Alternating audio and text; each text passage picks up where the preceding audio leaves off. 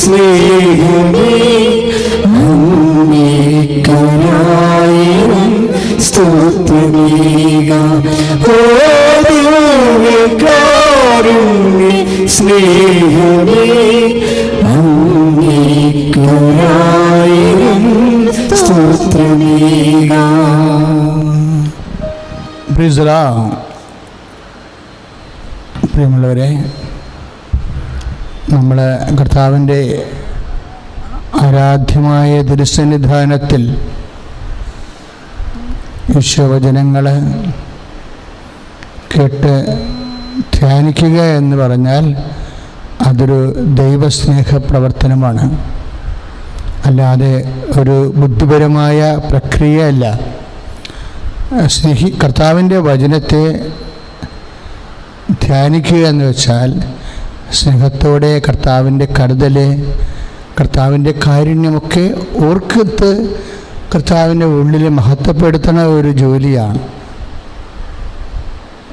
അതുകൊണ്ട് തന്നെ ആരാധനയിൽ നമ്മൾ കാര്യം ഒരു മനുഷ്യൻ്റെ ജീവിതത്തിൻ്റെ ഓൾമോസ്റ്റ് ഓൾ തിങ്, എല്ലാ വിഷയങ്ങൾക്കും ഏതാണ്ട് യുഗാന്ത്യം വരെ ഞാൻ നിങ്ങളോട് കൂടി ഉണ്ടായിരിക്കുമെന്ന് ഈശോ പറഞ്ഞില്ലേ.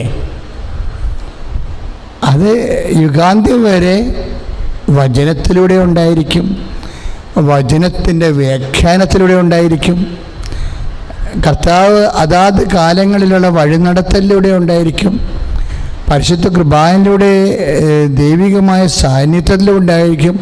കംപ്ലീറ്റ് പ്രസൻസാണ്. അതുകൊണ്ടാണ് യുഗാന്ത്യം വരെ നമ്മുടെ കൂടെ കാലത്തിനൊപ്പം സഞ്ചരിക്കുന്ന കാര്യം. അതായത് നമ്മൾ ഈ കാലക്കേടെന്ന് കേട്ടിട്ടില്ലേ?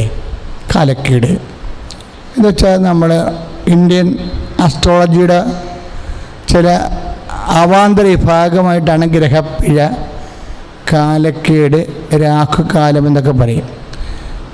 അപ്പോൾ അത് ഇന്ത്യൻ ആസ്ട്രോളജിയുടെ ഒരു ഭാഗമാണ്. ഇത് ക്രിസ്ത്യാനിറ്റിയുമായിട്ട് യാതൊരു ബന്ധമില്ല. എന്നുവെച്ചാൽ നമ്മളുടെ വിശ്വാസ രീതികളുമായിട്ട് ബന്ധമില്ല. ഇപ്പം കാലക്കേടുണ്ടെങ്കിൽ സ്വാഭാവികമായിട്ടും നമ്മൾ എന്താ ചെയ്യണത്? കാലക്കേട് വരണ സമയത്ത് എന്താണ് ചെയ്യണത്? ബൈബിളിൽ എന്താ ചെയ്യണത്?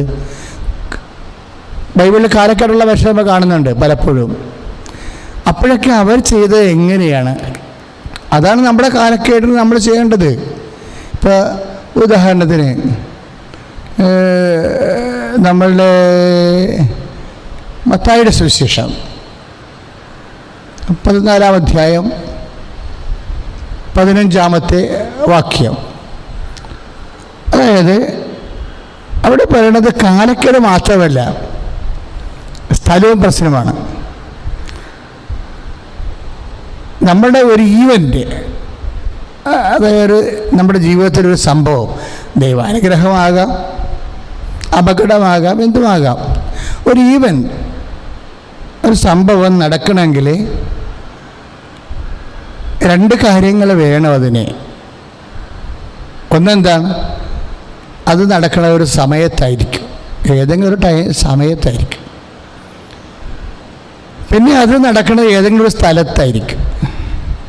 ഒരു വ്യക്തിക്കുണ്ടാകുന്ന പ്രശ്നമെന്ന് പറഞ്ഞാൽ എന്താണ്? ഇവൻ്റെ ഈ അനുകൂലമായ സംഭവങ്ങൾ നടക്കാനുള്ള സമയം ചിലപ്പോൾ മോശമാകും.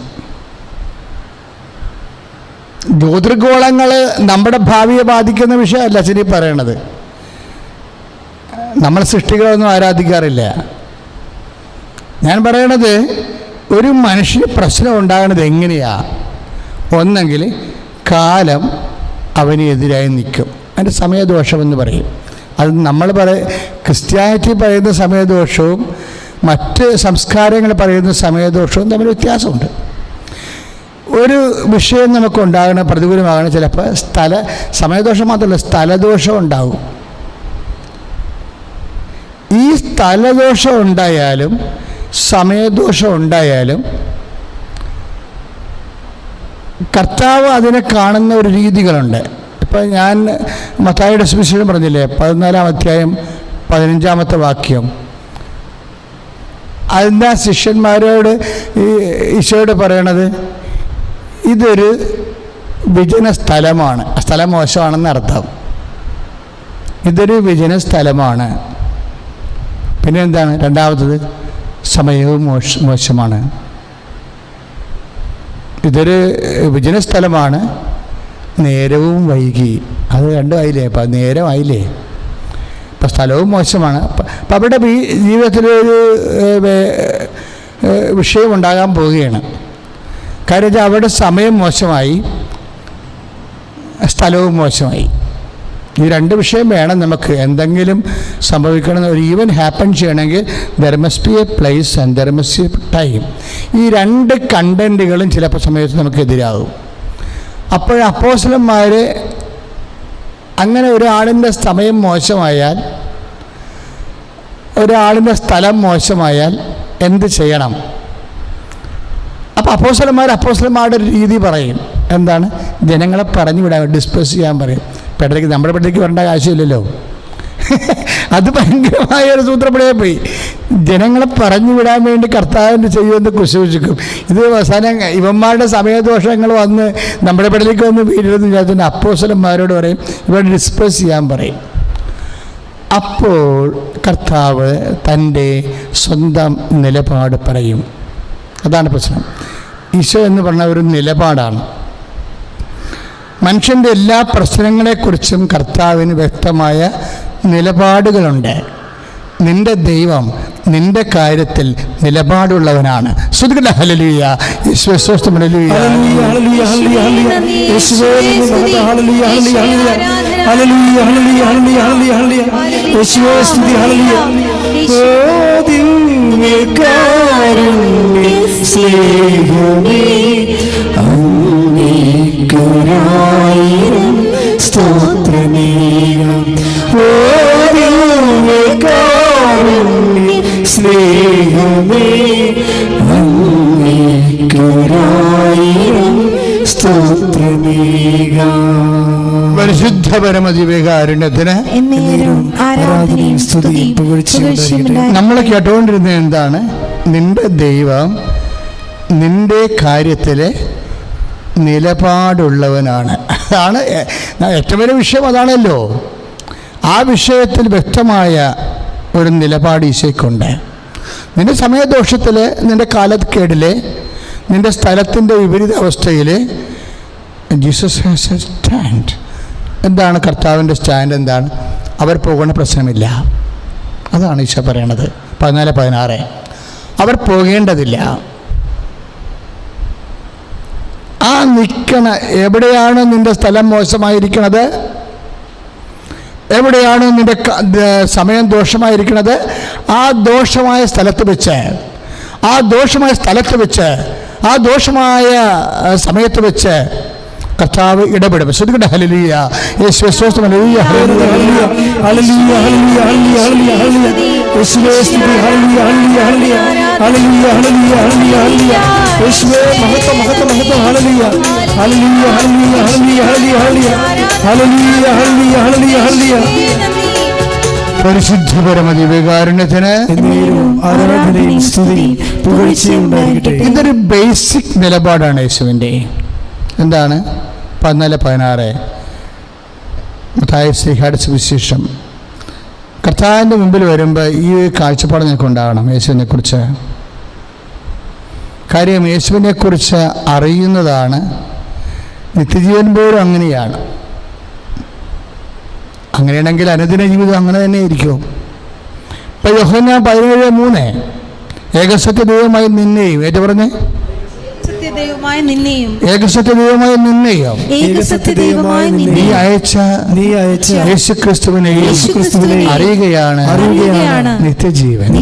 അപ്പം നിത്യജീവൻ പോലും കർത്താവിനെ അറിയുന്നതാണെങ്കിൽ നമ്മുടെ അനുദിന ഭൗതിക വ്യവഹാര ജീവിതമെല്ലാം കർത്താവിനെ അറിയുന്നതാണ്.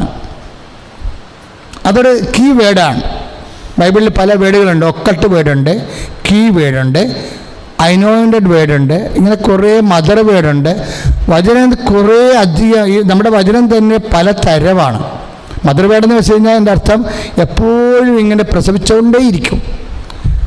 എല്ലാ ഭക്തൻ്റെ ആത്മാവിൽ വചനം ഇങ്ങനെ എപ്പോഴും പ്രസവിച്ചുകൊണ്ടിരിക്കുക. അതാണ് മദർ വേർഡ് എന്ന് പറയുന്നത്.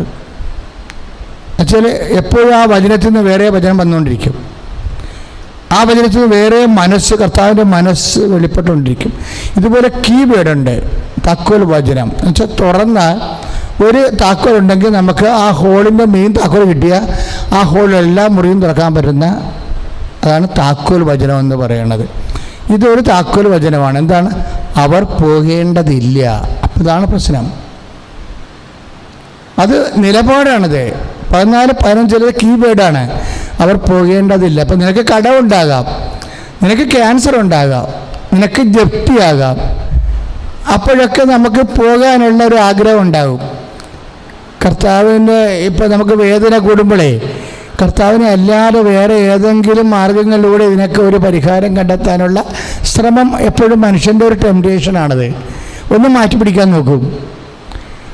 ഇത് എപ്പോഴും ഏറ്റവും വലിയ പ്രലോഭനം എന്താണെന്ന് ചോദിച്ചാൽ സക്സസ് ഉണ്ടോന്നുമല്ല.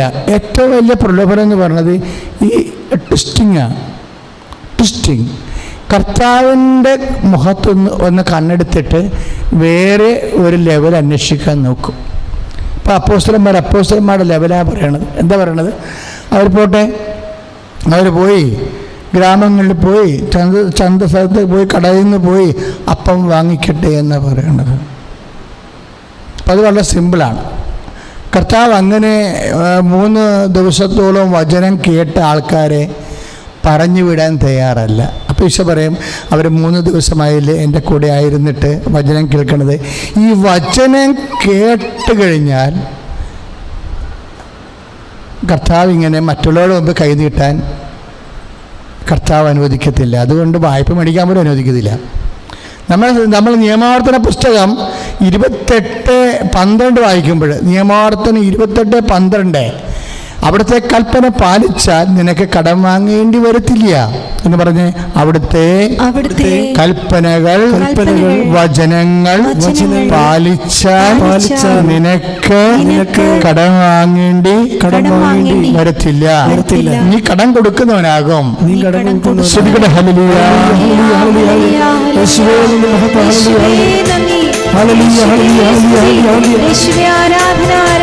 അതുകൊണ്ടാണ് നമ്മുടെ കർത്താവിൻ്റെ വചനത്തിൽ തന്നെ അതിന് തെളിവുണ്ട്. ഇപ്പം നമ്മൾ ധ്യാനിച്ചുകൊണ്ടിരിക്കുന്ന നിയമാവർത്തനം 28:12 അതായത് അവിടുത്തെ വചനം കേൾക്കുന്നവർക്ക് വായ്പ വാങ്ങാൻ ഇടവരുത്തില്ല. വചനം കേൾക്കുക എന്ന് പറയുമ്പോൾ അതൊരു വിശ്വാസത്തിൻ്റെ പ്രവൃത്തിയാണ്. നിങ്ങൾ അച്ഛനോട് ചേർന്നൊന്ന് പ്രാർത്ഥിച്ചേ. കർത്താവേ, അങ്ങ് ആഗ്രഹിക്കുന്ന പോലെ വചനം കേൾക്കുന്നതിനായി എൻ്റെ അന്ധകരണങ്ങളെ അങ്ങയുടെ അഭിഷേകം ചെയ്യണമേ. ശ്രദ്ധിക്കട്ടെ. ഹല്ലേലൂയ, ഹല്ലേലൂയ, ഹല്ലേലൂയ, ഹല്ലേലൂയ, ഹല്ലേലൂയ, ഹല്ലേലൂയ, ഹല്ലേലൂയ, യേശുവേ ഹല്ലേലൂയ, ഹല്ലേലൂയ, ഹല്ലേലൂയ, ഹല്ലേലൂയ, ഹല്ലേലൂയ, യേശുവേ സ്തുതി. ഹല്ലേലൂയ, ഹല്ലേലൂയ, ഹല്ലേലൂയ. പരിശുദ്ധ പരമ ദിവ്യകാരുണ്യത്തിന് ആരാധനയും സ്തുതിയും പുകഴ്ചയും ഉണ്ടായിരിക്കട്ടെ. ഇപ്പോൾ നമ്മൾ ഈശോ ചെയ്യണ എല്ലാം അധികമായിരിക്കുവേ. അതാണ് വചന ഈ നിയമാവർത്തനം 28:12 പറയണത്. നിനക്ക് കടം വാങ്ങേണ്ടി വരികയില്ലെന്ന് തന്നെയല്ല, നീ പകർച്ച കൊടുക്കണവനാകും. കർത്താവ് എന്നോട് പത്രോസ് പറയുന്നില്ലേ, രാത്രി മുഴുവൻ പണിക്ക് പോയിട്ട് ഒന്നും കിട്ടിയില്ല, പക്ഷെ നീ പറഞ്ഞതനുസരിച്ച് ഞാൻ വലയിറക്കാം. അപ്പോൾ വാക്ക് കേട്ടാണ് അവൻ, കർത്താവിൻ്റെ വാക്കാണ് അവൻ്റെ ആസ്തി എന്ന് പറയുന്നത്.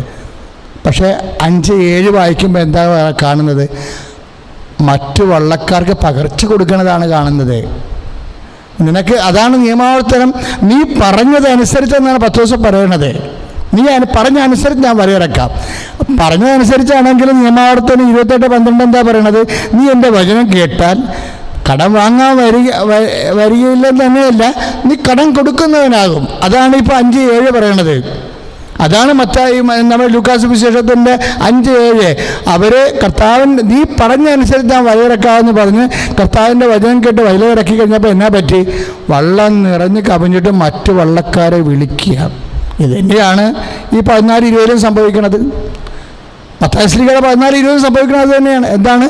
5 അപ്പം വർദ്ധിപ്പിച്ച ശേഷം എന്ത് ചെയ്ത് ബാക്കി വന്ന കഷണങ്ങൾ 12 കൊട്ട നിറയെ ശേഖരിച്ചു. 14-20 അവിടെയും വർധനവാ. അപ്പം നമ്മുടെ ആവശ്യത്തിന് വേണ്ടി മാത്രമല്ല, മറ്റുള്ളവരുടെ ആവശ്യങ്ങൾക്ക് വേണ്ടി കൂടിയാണ് ദൈവം വിശ്വാസിയെ അനുഗ്രഹിക്കുന്നത്. എപ്പോഴും ഓർത്തേക്കണം. ഇപ്പം നമുക്ക് ജോലി കിട്ടി, നമുക്ക് ഇപ്പോൾ ഗൂഗിൾ മീറ്റിലൂടെ എന്തുമാത്രം സാക്ഷ്യങ്ങളാണ് പറയണത്. അമ്മ സഹായം, ജോലി കിട്ടിയവർ, അഡ്മിഷൻ കിട്ടിയവർ, രോഗം സുഖപ്പെട്ടവർ. അപ്പം നമ്മൾക്ക് ദൈവയുടെ അനുഗ്രഹം തരുമ്പോൾ എന്തിനാണ് അനുഗ്രഹം തരുന്നത്? നമ്മളുടനെ അത് വാങ്ങിച്ചുകൊണ്ട് വീട് വെക്കും, കാറ് വാങ്ങിക്കും. അതനുസരിച്ച് ഇതൊന്നും അല്ല ദൈവം ഉദ്ദേശിക്കുന്നത്. പകർച്ച കൊടുക്കണം. ഇത് പകർച്ച കൊടുക്കണം എന്ന് വെച്ച് കഴിഞ്ഞാൽ എല്ലാവരെയും ദൈവം അനുഗ്രഹിക്കത്തില്ല. വിശ്വാസമുള്ളവരെയാണ് ദൈവം അനുഗ്രഹിക്കുന്നത്. അപ്പോൾ എനിക്ക് കിട്ടിയിരിക്കുന്ന അനുഗ്രഹം കർത്താവിനുള്ള കൃപയാണെന്ന് മനസ്സിലാക്കിയാൽ ഞാൻ പിന്നെ അത് തിരിച്ചു കൊടുക്കണം. ആർക്ക്? ആവശ്യമുള്ള മറ്റു വള്ളക്കാരെ, ബന്ധുക്കളാകാം, സ്വന്തപ്പെട്ടവരെ നമുക്കറിയത്തില്ല. പത്രോസ് കൈകാട്ടി വിളിച്ച് മറ്റു വള്ളക്കാരെ വിളിച്ചെന്ന് പറയണേ, അവർ ബന്ധുക്കളാണോ സ്വന്തപ്പെട്ടവരാണോ എന്ന് നമുക്കറിയത്തില്ല. ആവശ്യക്കാരൻ ആരാണ് കണ്ണി കാണുന്നത് അവനാണ് പകർച്ച കൊടുക്കേണ്ടത്. അപ്പോൾ അത് ദൈവത്തിൻ്റെ അനുഗ്രഹം നിലനിൽക്കാനുള്ളൊരു മാർഗം കൂടിയാണത്. പ്രാർത്ഥിക്കുക, കർത്താവേ അങ്ങനെയുള്ള വിശ്വാസത്താൽ അങ്ങനെ അനുഗ്രഹിച്ചു കഴിഞ്ഞാൽ കർത്താവേ എനിക്കും അങ്ങയുടെ അനുഗ്രഹം മറ്റുള്ളവർക്ക് പങ്കുവെച്ചു കൊടുക്കാൻ എനിക്ക് പ്രത്യേകമായ പങ്കുവെപ്പലിന്റെ അനുഗ്രഹം നൽകണമേ. ശ്രദ്ധിക്കട്ടെ. ഹല്ലേലൂയ, ഹല്ലേലൂയ, ഹല്ലേലൂയ, ഹല്ലേലൂയ, ഹല്ലേലൂയ. യേശുവേ, ഹല്ലേലൂയ, ഹല്ലേലൂയ, ഹല്ലേലൂയ, ഹല്ലേലൂയ, ഹല്ലേലൂയ, ഹല്ലേലൂയ, ഹല്ലേലൂയ. യേശുവേ, ഹല്ലേലൂയ, ഹല്ലേലൂയ, ഹല്ലേലൂയ, ഹല്ലേലൂയ. പരിശുദ്ധ പരമ ദിവ്യകാരുണ്യത്തിന് ആരാധനയും സ്തുതിയും പുകഴ്ചയും ഉണ്ടാകട്ടെ. പ്രിയപ്പെട്ടവരെ, അതായത് നമ്മളുടെ പ്രാർത്ഥനകൾ ദൈവത്തിൻ്റെ ഫണ്ടമെൻ്റൽ നിലപാടുമായിട്ട് സിങ്ക് ചെയ്യണം. അങ്ങനെയാണ് ഈ ബ്രീഡിങ് പ്രെയർ തന്നെ. എങ്ങനെയാണ്? ഇപ്പോൾ ഒരു മുട്ട ഒരു കോഴിയുടെ പൊരുങ്ങാൻ വെച്ച് കഴിഞ്ഞാൽ എല്ലാ മുട്ടയും അതുപോലെ വിരിയത്തില്ല, ചില ചീഞ്ഞു പോകും. ഇതുപോലെ ബ്രീഡിങ് പ്രെയർ, വിരിയണ പ്രാർത്ഥന ഏതാണ്? വിരിയുന്ന പ്രാർത്ഥന ഏതാണ്? അത് ദൈവത്തിൻ്റെ ഫണ്ടമെൻ്റൽ നിലപാടുമായിട്ട് സിങ്ക് ചെയ്യണതാണ് അതിൻ്റെ പ്രൊവിഷൻ. ഇപ്പം നമ്മൾ ഗവൺമെൻറ്റിൽ ചെന്ന് ഒരു അപേക്ഷ വെച്ചാൽ ഉടനെ അവർ പറയും, അച്ഛാ ഇങ്ങനൊരു സ്കീം ഇപ്പോൾ ഇല്ലെന്ന് പറയും. സ്കീമാണ്. ആ സ്കീമുണ്ടോ എങ്കിൽ മാത്രമേ വില്ലേജ് ഓഫീസറിനായാലും തഹസിൽദാർക്കായാലും കളക്ടറിനായാലും ഗവൺമെൻറ് സ്കീം നിലവിലുണ്ട് എങ്കിൽ മാത്രമേ ഇപ്പോൾ പഠിക്കുന്ന കുഞ്ഞുങ്ങൾക്ക് ബാഗ്, പുസ്തകം, അങ്ങനെയൊക്കെയുള്ള കാര്യങ്ങൾ ഇപ്പോൾ നിവൃത്തിയില്ലാത്തവർ വരെ അല്ലെങ്കിൽ വീട് ചോദിച്ചാൽ ഗവൺമെൻറ് അങ്ങനെ സ്കീം ഉണ്ടെങ്കിൽ മാത്രമേ സഹായിക്കാൻ പറ്റത്തുള്ളൂ. ഇതാണ് ഫണ്ടമെൻ്റലായിട്ടുള്ള പ്രൊവിഷൻ എന്ന് പറയുന്നത്. ഇതുപോലെ തന്നെയാണ് പ്രാർത്ഥനയ്ക്കും. ഒരു ബ്രീഡിങ് പ്രെയർ, വിരിയുന്ന പ്രാർത്ഥന എന്ന് പറഞ്ഞാൽ എന്താ? ദൈവത്തിന് അങ്ങനെ ഒരു നിലപാടുണ്ടെങ്കിൽ, ഇപ്പം കാനായിലെ കല്യാണം തന്നെ ആ പ്രാർത്ഥന വിരിയാൻ കാരണം എന്താ? അതിന് കുറേ പ്രശ്നങ്ങളുണ്ട് ആ പ്രാർത്ഥനയ്ക്ക്. ഇപ്പോൾ 2:3 യോഹന്നാൻ്റെ സുവിശേഷത്തിൽ അമ്മയോട് പറയും, അമ്മ പറയും അവർക്ക് വീഞ്ഞില്ല, ഇല്ലായ്മക്കാരാണെന്ന് പറയുമ്പോൾ അതാണ് പ്രെയർ, ഇല്ലായ്മക്കാരാണെന്ന് പറയും. അപ്പോൾ ഈശോ ഉടനെ ചോദിക്കണത്, എനിക്കും നിനക്കും എന്ത്? എൻ്റെ സമയത്തിൻ്റെ പ്രശ്നമുണ്ട്. ഞാൻ മുമ്പ് പറഞ്ഞ പോലെ സമയത്തിൻ്റെ പ്രശ്നമുണ്ട്. കാര്യം സമയത്തിൻ്റെ പ്രശ്നം നിന്ന് ഗ്രഹപ്പുഴയല്ല, പിതാവിൻ്റെ മനസ്സിൽ ഈശോ അടയാളങ്ങളുടെ ദൈവരാജ്യം പ്രകോപനം ചെയ്യുന്ന ഒരു ടൈം ഫിക്സ് ചെയ്തിട്ടുണ്ട്. അപ്പോൾ എൻ്റെ സമയം ഇനി സമാഗതമായിട്ടില്ലല്ലോ എന്ന് പറയുമ്പോൾ അമ്മ പറയുന്നൊരു വാക്കുണ്ട്, സമയത്തെ നമുക്ക് കൗണ്ടറാക്ട് ചെയ്യാൻ പറ്റും. ഭയങ്കര സംഭവമാണ് ഈ വചനം. സമയത്തെ നമുക്ക് അതിനെ അതിലംഘിക്കാൻ പറ്റും. What to do? അവൻ പറയണ പോലെ ചെയ്യാൻ പറയും. അത് പരിശുദ്ധാത്മാവിൻ്റെ വല്ലാത്ത ഒരു വെളിപാടാണ്. അമ്മയിൽ നിന്ന് നമുക്കിത് കിട്ടണത് ശരിക്കും പറഞ്ഞാൽ. ഇങ്ങനെ ഇപ്പോൾ നേരവും വൈകി, ഇതൊരു വിജന പ്രദേശമാണ്, ഈ സ്ഥലം മോശമാണ്, നേരവും വൈകിയെന്ന് സമയവും ദോഷമാണെന്ന് പറയുമ്പോൾ ഇങ്ങനെ ഒരു വിഷയം ഇല്ലായ്മക്കാർ ആകെ തീരാൻ കാരണം സ്ഥലത്തിൻ്റെയും സമയത്തിൻ്റെയും ദോഷമാണ്. അപ്പം അമ്മയോട് പറയുമ്പോൾ സമയത്തിൻ്റെ പ്രാതികൂല്യം ഉണ്ടെന്ന് പറയുമ്പോൾ അമ്മ പറയും സമയത്തിൻ്റെ പ്രാതികൂല്യങ്ങളെ പരിഹരിക്കാൻ വേണ്ടി അമ്മ ബോധജ്ഞാന സിംഹാസനമാണ് അല്ലേ. ഞാൻ കഴിഞ്ഞ ദിവസങ്ങളിലൊരു കാര്യം പറഞ്ഞായിരുന്നു. അതായത് ഇപ്പോൾ അമ്മയെ കണ്ടപ്പോൾ മാലാഖ പറഞ്ഞത് ലൂക്കാ 1:28 എന്താ പറഞ്ഞത്? Hail Mary full of grace, കൃപ നിറഞ്ഞവളെ സ്വസ്തി എന്നാണ്. അപ്പോൾ കൃപ നിറഞ്ഞാലുള്ള പ്രശ്നം എന്ന് വെച്ച് കഴിഞ്ഞാൽ എല്ലാ കാര്യങ്ങളെക്കുറിച്ചും ഒരു തിട്ടമുണ്ടാകും. എല്ലാ വിഷയം എന്തെല്ലാം സംഭവിക്കാൻ പോകുന്നു നിങ്ങൾക്ക് തോന്നുന്നുണ്ടോ? Behold the hand made of the Lord എന്ന് അമ്മ പറഞ്ഞത് അമ്മ അറിയാണ്ട് പറഞ്ഞാണെന്ന് തോന്നുന്നുണ്ടോ? ഇല്ല. ആ ഒരു വാക്ക് പറയുന്നതിലൂടെ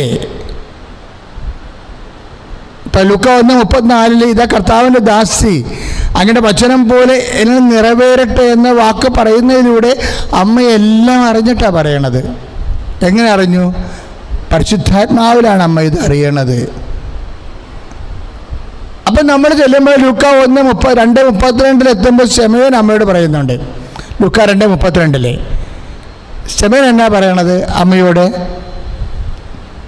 നിന്റെ ഹൃദയത്തിൽ ഒരു വാൾ കടക്കും, നിന്റെ ഹൃദയത്തിൽ ഒരു വാൾ കടക്കും.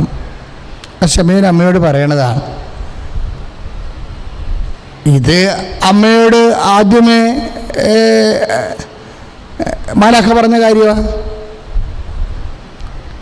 ഇത് ആദ്യം മാലാഖ പറഞ്ഞ കാര്യമാണ്. അമ്മയ്ക്ക് നന്നായിട്ട് മനസ്സിലായി. കാര്യം ശമയോനും അമ്മയ്ക്ക് അറിയാൻ പാടില്ലാത്തൊരു കാര്യമല്ല ശമയോൻ പറയണത്. ശമയോന് പറയാൻ പറ്റത്തില്ല, ഒന്നും പറയാൻ പറ്റത്തില്ല. കാര്യം അമ്മ ഫുൾ ഓഫ് ഗ്രേസാണ്, കൃപ നിറഞ്ഞവളാണ്. ഈ കൃപ നിറഞ്ഞ അവിടെ നിൽക്കുന്ന ആളുകളുടെ പകുതി കൃപയുള്ള ശമയോൻ എന്നാ സംസാരിക്കാരാ? പിന്നെ സമയം പറഞ്ഞു നിന്റെ ഹൃദയത്തിൽ ഒരു വാൾ കടക്കും. അപ്പം അമ്മ പറയാം, അപ്പ എന്നോട് നേരത്തെ പറഞ്ഞായിരുന്നു പറയും. അപ്പ എന്നാ പറഞ്ഞിരിക്കണത്? ശ്രദ്ധിക്കട്ടെ. ഹല്ലേലൂയ ഹല്ലേലൂയ യേശുവേ നന്ദി, യേശുവേ ഹല്ലേലൂയ ഹല്ലേലൂയ യേശുവേ ഹല്ലേലൂയ ഹല്ലേലൂയ യേശുവേ സ്തുതി ഹല്ലേലൂയ ഹല്ലേലൂയ ആരാധന യേശുവേ ആരാധന ആരാധന ആരാധന യേശുവേ ആരാധന ആരാധന ആരാധന സ്നേഹമേ ആരാധന ആരാധന ആരാധന സ്നേഹമേ ആരാധന. അപ്പ എന്നാ പറഞ്ഞിരിക്കണം എന്ന് നോക്കിയേ. വിശുദ്ധ ലൂക്കാ 1:32 മംഗളവാർ സമയത്ത് പറഞ്ഞു, അവൻ വലിയവനായിരിക്കും, അത്യുന്നതൻ്റെ പുത്രൻ എന്ന് വിളിക്കപ്പെടും, അവൻ്റെ പിതാവായ ദാവീദിൻ്റെ സിംഹാസനം ദൈവമായ കർത്താവ് അവന് കൊടുക്കും. അതാണ് അപ്പ പറഞ്ഞത്. ദാവീദിൻ്റെ സിംഹാസനം കൊടുക്കുമെന്ന് കേൾക്കുമ്പോൾ തന്നെ പരിശുദ്ധാത്മാവുള്ളവർക്ക് മനസ്സിലാവും വിഷയം വേറെയാണെന്ന്. കാര്യം ദാവീദിൻ്റെ സിംഹാസനം ഗോലിയാത്തിൻ്റെ കഴുത്തറുത്തിട്ടാണ് ആ ചോരയിലാണ് സ്ഥാപിച്ചിരിക്കുന്നത്. വാള് അങ്ങനെ വന്നതാ. ദാവീദിൻ്റെ സിംഹാസനം അങ്ങനെ വന്നതാണ്. അല്ലെ വേറെ ദാവീദിൻ്റെ സിംഹാസനം മുകളിൽ നിന്ന് ഡ്രാമക്കാർ ഇറക്കണ പോലെ മുകളിൽ നിന്ന് നൂലക്കെട്ടി ഇറക്കിയതല്ല. അത് ഗോലിയാത്തിൻ്റെ കഴുത്തറുത്തിട്ട് ഇസ്രായേലിൻ്റെ ജനതയെ സംരക്ഷിച്ചതിൻ്റെ പേരിൽ കൊടുത്തതാണ്. ദാവീദിൻ്റെ വാളിൽ നിന്നാണ് സിംഹാസനം ഉണ്ടാകുന്നത്. അപ്പോൾ ആ വാള് ഉറപ്പ്. അതായത് ദൈവത്തിനു വേണ്ടി ജീവൻ മരണ പോരാട്ടം നടത്തി. ദാവീദ് പറഞ്ഞൊരു വാക്കുണ്ട്. ദാവീദിനെ കളിയാക്കി ആക്ഷേപിച്ച് കഴിഞ്ഞപ്പോഴേ നീ എന്താ ഒരു പട്ടിയെ തല്ലാൻ വരണ പോലെയാണോ എൻ്റെ നേരെ വരണമെന്ന് ചോദിച്ചു ഗോലിയാത്ത്. എന്നിട്ട് അവൻ പൊട്ടൻ പൂകണ്ട പോലെ ചിരിച്ചു, അവൻ ആക്ഷേപിച്ചു. ദാവീദ് ഒറ്റപ്പെട്ടു പോയി. കാര്യം അപ്പവും കൊണ്ടുവന്ന് ദാവീദാണ് ചേട്ടന്മാർക്ക് വേണ്ടി. ചേട്ടന്മാർ പോടാ, വീട്ടിൽ പോടാന്ന് പറഞ്ഞ് അവന് ആട്ടി ഓടിച്ചു. സ്വന്തപ്പെട്ടവരിൽ നിന്നുള്ള വേദന അനുഭവിച്ചാണ് അവനവിടെ നിൽക്കുന്നത്. ശത്രുപക്ഷത്തിൻ്റെ എല്ലാ തരത്തിലുള്ള ആക്ഷേപങ്ങൾ അനുഭവിച്ചുകൊണ്ടാണ് ദാവീദ് നിൽക്കുന്നത്. രാജാവിന് പോലും അവന് വിശ്വാസമില്ല, അവന് ആരുമില്ല. അപ്പം അവൻ ഗോലിയാത്ത് ചോദിക്കും, നീ എൻ്റെ കൂടെ എൻ്റെ നേരെ വരുന്നത് പട്ടിയെ തല്ലാൻ പോണ പോലെയാണോ എന്ന് ചോദിക്കും. ഒരു വടിയും കൊണ്ടുവരികയാണ്. അപ്പോൾ ദാവീദ് പറയുന്നൊരു വാക്കുണ്ട്, ഞാൻ മുമ്പും നോക്കിയിട്ടല്ല വരണത്, ഞാൻ എൻ്റെ കർത്താവിനെ നോക്കിയിട്ടാണ് വരണത്. ഒരു വല്ലാത്ത വാക്കാണ്. കർത്താവും ദാവീദും മാത്രം, കർത്താവിലുള്ള വിശ്വാസം കൊണ്ട് മാത്രമാണ് ദാവീദിൻ്റെ സിംഹാസനം രൂപപ്പെട്ടതെങ്കിൽ അമ്മയോട് പറയണത് അതാണ്, മേരി, ബന്ധുക്കളിൽ നിന്ന്, സ്വന്തപ്പെട്ടവരിൽ നിന്ന്, സഹോദരങ്ങളിൽ നിന്ന്, ശത്രുപക്ഷത്തു നിന്ന് നീ ഒറ്റപ്പെട്ടു പോകും. അതാണ് നിന്റെ വാളെന്ന് പറഞ്ഞു തരികയും അതാണ് ഗോലിയാത്തിന്. ആ വാള് കൊണ്ടാണ് ഗോലിയാത്തിനെ കൊന്നതെങ്കിൽ യേശുക്രിസ്തുവിനെതിരെയുള്ള എല്ലാ തിന്മകളുടെ സ്വത്തുകളെയും യേശുക്രിസ്തു ലോകത്തിൽ കൊടുക്കാൻ വേണ്ടി ആ വാള് നിന്റെ ഹൃദയം ഭേദിക്കേണ്ടി വരും. അതാണ് ശമയോൻ കൊടുക്കുന്ന ഒരു വെളിപാട്. ഇപ്പം പത്രോസ് ഇടയ്ക്ക് പറയാമായിരുന്നേ, പത്രോസ് പറയണത് ഞാനിതൊക്കെ നിങ്ങളെ ഓർമ്മപ്പെടുത്തുക മാത്രമാണ് ചെയ്യണമെന്ന്. അങ്ങനൊരു വചനമുണ്ട്. അതായത് 1 പത്രോസിലാണ്, ഞാനിത് നിങ്ങളെ ഓർമ്മപ്പെടുത്തുകയാണ് ചെയ്യണമെന്ന്. ഭജനം എപ്പോഴും നമ്മൾ ചെയ്യണത് ഓർമ്മപ്പെടുത്തലാണ്. ഒന്ന് പ്രാർത്ഥിക്കുക, കർത്താവേ കർത്താവേ കർത്താവേ, അങ്ങയുടെ വചനത്താൽ മനസ്സ് അങ്ങയുടെ മനസ്സിനെ ജീവിക്കുവാൻ എന്നെ അഭിഷേകം ചെയ്യണമേ.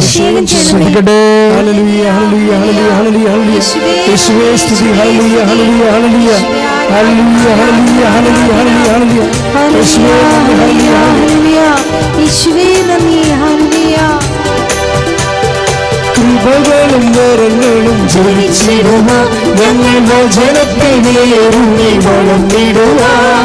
കൃപകളും വരങ്ങളും ജ്വലിച്ചിടുവാൻ ഞങ്ങൾ വചനത്തിനേറുങ്ങി വളർന്നിടുവാൻ.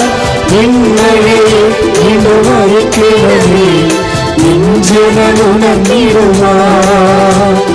നിങ്ങളെ ഇടുവരിക്കണമേ നെഞ്ചുണർന്നിടുവാൻ. പരിശുദ്ധാത്മാവേ ശക്തി പകർന്നിടണേ. പരിശുദ്ധാത്മാവേ ശക്തി പകർന്നിടണേ.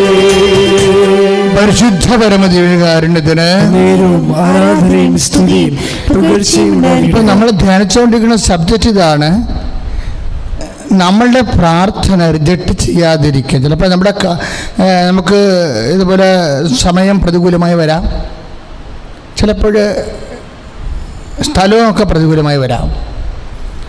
അപ്പം നമ്മൾക്ക് സ്ഥലം മാറ്റത്തിന് വേണ്ടി ചിലപ്പോൾ നമ്മൾ അപേക്ഷിക്കും, ആഗ്രഹിക്കും. ചില സമയത്ത് സമയത്തിന് മുമ്പ് അപ്പോസ്തലന്മാരുടെ രീതി അനുസരിച്ചുകൊണ്ട് അവരവിടുന്ന് ഡിസ്പോസ് ചെയ്യാൻ വേണ്ടി നോക്കും. ഇതൊന്നുമേ പരിഹാരമല്ല. അതെല്ലാം പരിഹാരമാണ്. അതായത് എന്ത് വിഷയമായാലും. ഞാനൊരിക്കലും പണ്ട്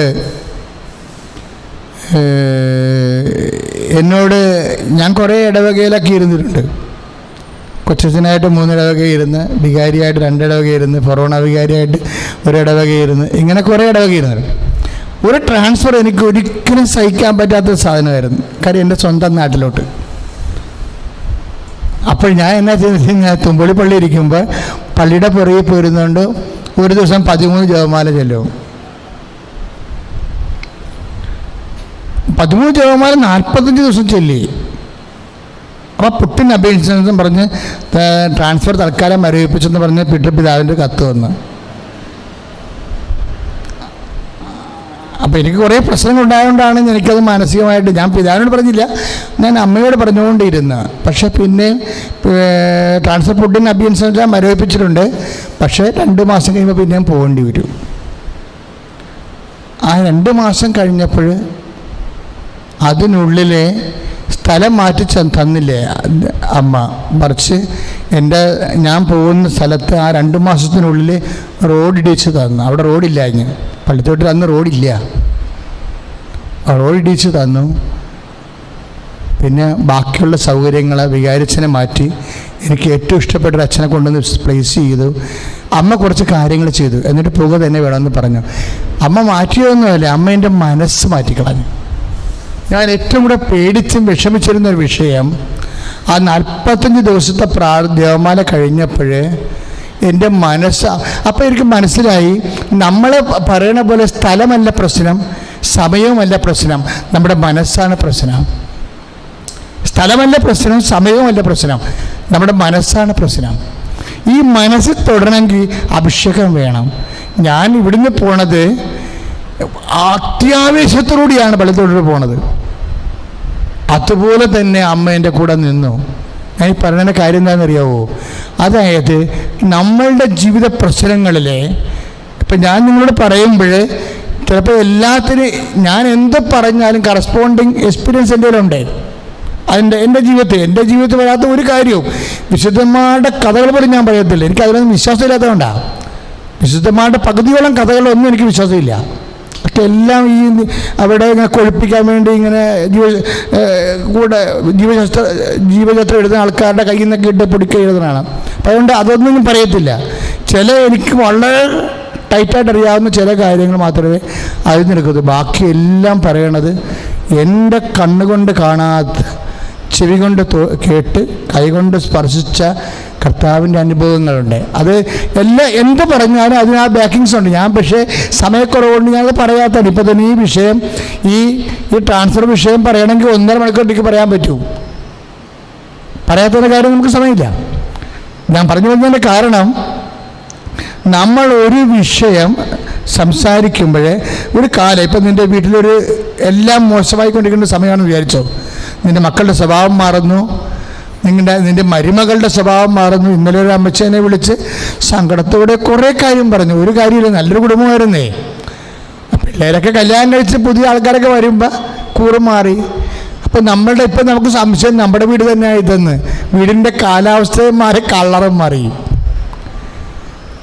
കാലാവസ്ഥ അപ്പോൾ അത് അനുഭവിക്കുന്ന ആരാണ്? ചങ്കപ്പൊടികളാക്കണം മാതാപിതാക്കന്മാർക്കാണ്. അപ്പം നമ്മളവർക്ക് മക്കളെ മാറ്റി താമസിപ്പിച്ചാൽ സമാധാനമാകുമെന്ന് ചോദിച്ചാൽ, തൽക്കാലത്തേക്കുള്ള ഈ അപ്പോസ്തലന്മാർ പറയണില്ല, അവർ പോട്ടെ, പോയി വാങ്ങിക്കട്ടെ. ഇപ്പം മൂത്ത മരുമകളും കെട്ടിവന്ന്, മൂത്ത മകനും കെട്ടിവന്ന്, ഇളയ മകനും കെട്ടിവന്നു. 2 പേർക്കും 2 മരുമക്കൾ ഭാര്യമാർ പുറത്തുനിന്ന് വന്നു. അപ്പം ഇവർ തമ്മിലുള്ള ഗുസ്തി നമ്മളെ ബാധിക്കുന്നുണ്ട്. അടുക്കള പോരെന്ന് പറഞ്ഞാൽ ഭയങ്കര പോരാ. അപ്പോൾ ഇങ്ങനെ വന്ന് ഇവർക്കാണെങ്കിൽ വിദ്യാഭ്യാസമുണ്ട്, പക്ഷെ വിവരമില്ലാത്ത പോലെ ഈ നമ്മൾ വിചാരിക്കാത്ത നമ്മുടെ കുടുംബത്തിൻ്റെ ആ സെറ്റപ്പ് തന്നെ മാറി അവർ പൊളിച്ചടുക്കി കിടങ്ങട്ടെ. അപ്പോൾ നമ്മൾക്ക് പ്രഷർ കൂടി, പരവേശം കൂടി, ചത്താ മതി എന്നായി. പക്ഷെ എന്തു ചെയ്യും? അപ്പം നമ്മളോർക്കും മക്കളെ ഓരോരുത്തരെ അവർ മാറി താമസിക്കട്ടെ. ഇളയ മകനും അവളുടെ കെട്ടിക്കൊണ്ട് നിൽക്കുന്ന മരുമകളും നമ്മളവിടെ ഒക്കളില്ല പല കാര്യങ്ങൾക്കും. അപ്പം അവൾ മാറട്ടെ. അപ്പം നമ്മൾ ഒറ്റക്കാകാന്ന് വെച്ച് കഴിഞ്ഞാൽ പിള്ളേർ അപ്പം കർത്താവ് പറയും അവർ പോകണമെന്നില്ലെന്ന് പറയും. അതാണ് വിഷയം. അപ്പോസ്തലന്മാർ പറയുന്നത് എന്താണ്? അവർ പോട്ടെ, ഗ്രാമങ്ങളിൽ പോട്ടെ, പോയി വാങ്ങിക്കട്ടെ. ഇപ്പം നമ്മളും പറയുന്നത് എന്തിനാണ്? മൂത്ത മകൻ മാറി താമസിക്കട്ടെ, ഇളയ മകനും മാറി താമസിക്കട്ടെ. പക്ഷെ കർത്താവിൻ്റെ നിലപാടെന്താണ്? കർത്താവ് പറയുന്നതാണ്, അവർ പോകണമെന്നില്ല, നിങ്ങൾ തന്നെ അവർക്ക് ആഹാരം കൊടുക്കുവിൻ. എന്ന് വെച്ചാൽ എന്താ ഉദ്ദേശിക്കുന്നത്? നിങ്ങൾ തന്നെ മുട്ടുകുത്തി പ്രാർത്ഥിച്ച് വിഷയം മാറ്റാൻ പറയുകയാണ് കർത്താവ്. അവർ പോയി കഴിഞ്ഞാൽ വാടക, ഗ്യാസ്, ഇപ്പം ഗ്യാസ് കുറ്റി കിട്ടാനില്ല. അടുത്ത മാസം ഗ്യാസ് കുറ്റി ഇല്ല.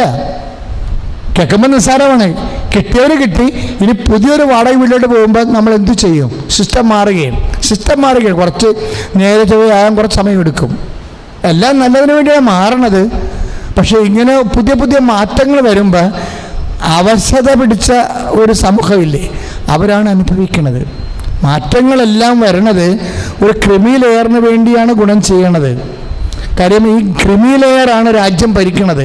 അത് സംസ്ഥാനമായാലും ഡൽഹി ആയാലും എപ്പോഴും മന്ത്രിമാർക്ക് ബുദ്ധികൾ പറഞ്ഞു കൊടുക്കുന്നത് ആരാണ്? IAS-കാരായിരിക്കും, അല്ലെങ്കിൽ തന്ത്രജ്ഞന്മാരായിരിക്കും. അവരാരാണ്? പാവപ്പെട്ടവരല്ല. അവർ ക്രിമിലെയറാണ്, ഉന്നതന്മാരായി.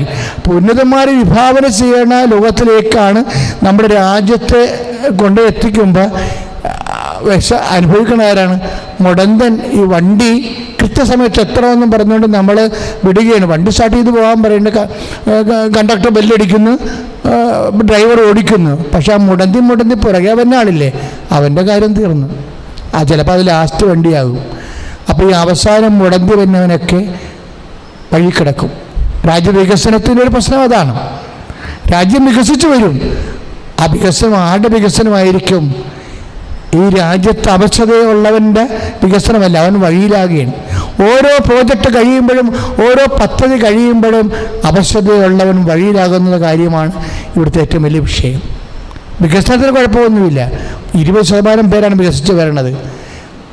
ആ വികസിച്ച് വരുന്നവരുടെ എണ്ണം കുറഞ്ഞത് അതായത് വികസിച്ച് വരുന്നവർക്ക് പിന്നെയും കിട്ടുകയും അവർ കോടികൾ കിട്ടുകയും അങ്ങനെയുള്ളവരുടെ എണ്ണം കുറഞ്ഞു വരികയും അതേസമയം തന്നെ നിവർത്തികയുടെ അശരണൻ്റെ എണ്ണം കൂടുകയും ചെയ്യുമ്പോൾ അത് ഒരു പാപ്പരത്വമുള്ളൊരു ഭവനമാണ്.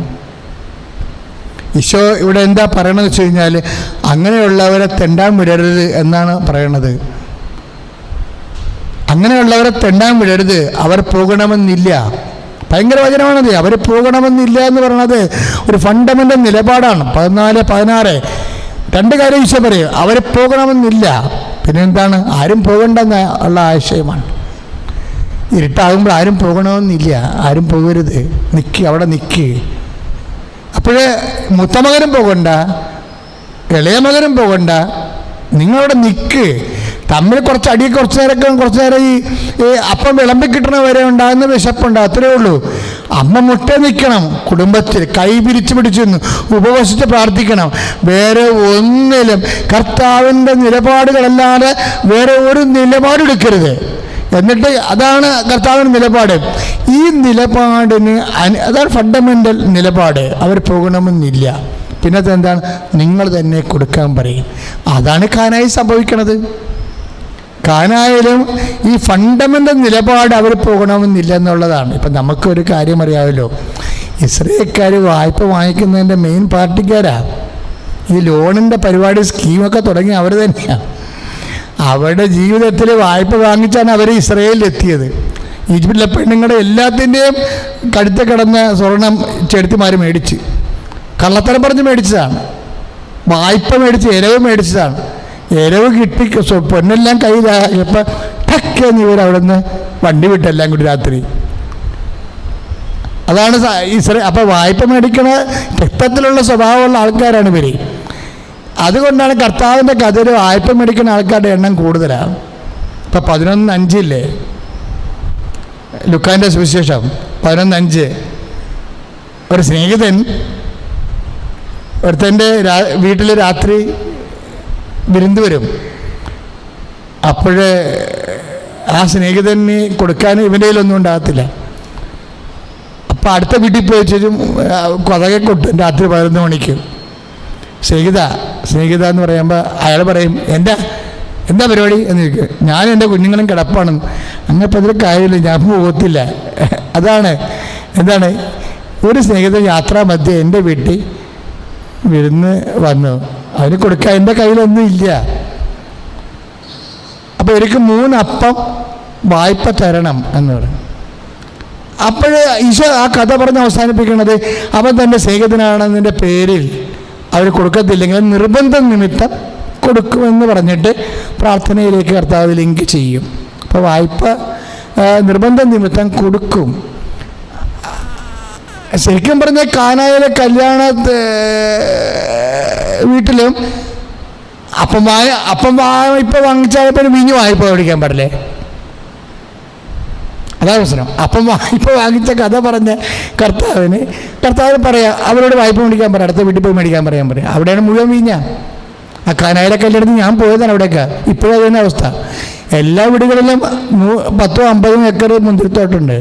അപ്പോൾ അമ്മ പറയുമ്പോൾ കർത്താവിന് ഈസിയായിട്ട് പറയാൻ പറ്റും. എന്താണ് അപ്പോൾ ഇത്രയും എൻ്റെ സമയം ഇനി ആയിട്ടില്ല, അടുത്ത വീട്ടിൽ പോയി വായ്പ വാങ്ങിക്കാൻ പറയാൻ. പക്ഷെ കർത്താവിൻ്റെ ഫണ്ടമെൻ്റൽ നിലപാട് എന്താണ്? അവർ പോകണമെന്നില്ല എന്നുള്ളതാണ്. അതാണ് ഞാൻ സ്കീമെന്ന് പറയണത്. അവർ പോകണമെന്നില്ല എന്നുള്ളതാണ്.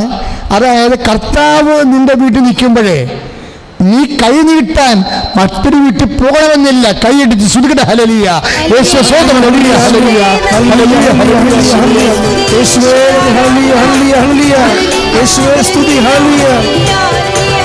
ശുദ്ധപരമദിവ്യകാരുണ്യത്തിന് ആരാധനയും സ്തുതിയും പുകഴ്ചയും ഉണ്ടായിരിക്കട്ടെ. അപ്പൊ നമ്മുടെ പ്രാർത്ഥനകൾ ദൈവത്തിന്റെ ഫണ്ടമെന്റൽ നിലപാട്, അടിസ്ഥാന നിലപാടുമായിട്ട് സിങ്ക് ചെയ്യുന്നുണ്ടെങ്കിൽ ആ പ്രാർത്ഥന കേൾക്കും. അതാണ് ബ്രീഡിംഗ് പ്രെയർ എന്ന് പറയുന്നത്. അതായത് നമ്മളുടെ പ്രാർത്ഥന, ഇപ്പോൾ അമ്മയുടെ പ്രാർത്ഥന എന്തുകൊണ്ടാണ് ഈശോ കേട്ടത്?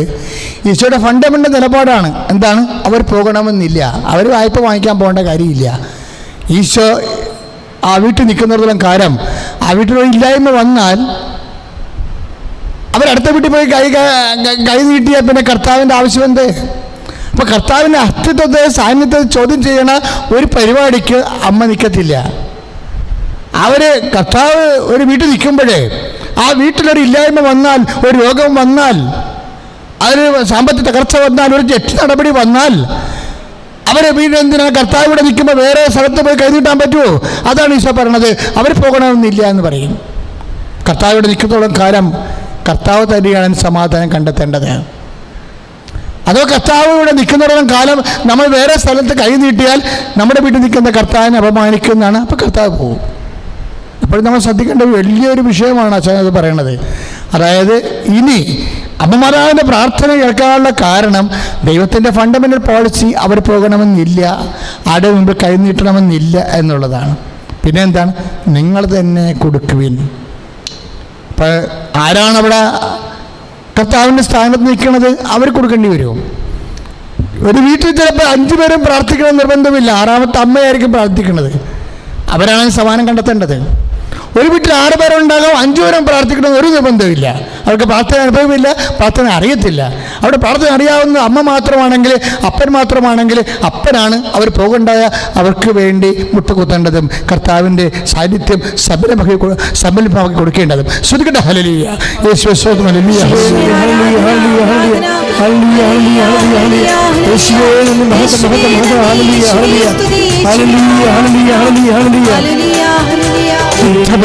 കാരുണ്യത്തിന് ആരാധനയും സ്തുതിയും പുകഴ്ചയും ഉണ്ടായിരിക്കട്ടെ. അപ്പൊ അമ്മയുടെ പ്രെയർ കർത്താവിൻ്റെ ഫണ്ടമെൻ്റൽ നിലപാടുമായിട്ട് സിങ്ക് ചെയ്യുന്നതാണ്. അവർ പോകണമെന്നില്ല എന്നുള്ള അടിസ്ഥാന നിലപാടുമായിട്ട് യോജിച്ച് പോകുന്നതുകൊണ്ടാണ് ആ പ്രെയർ അടിസ്ഥാനപരമായിട്ട് സ്വീകരിക്കുന്നത്.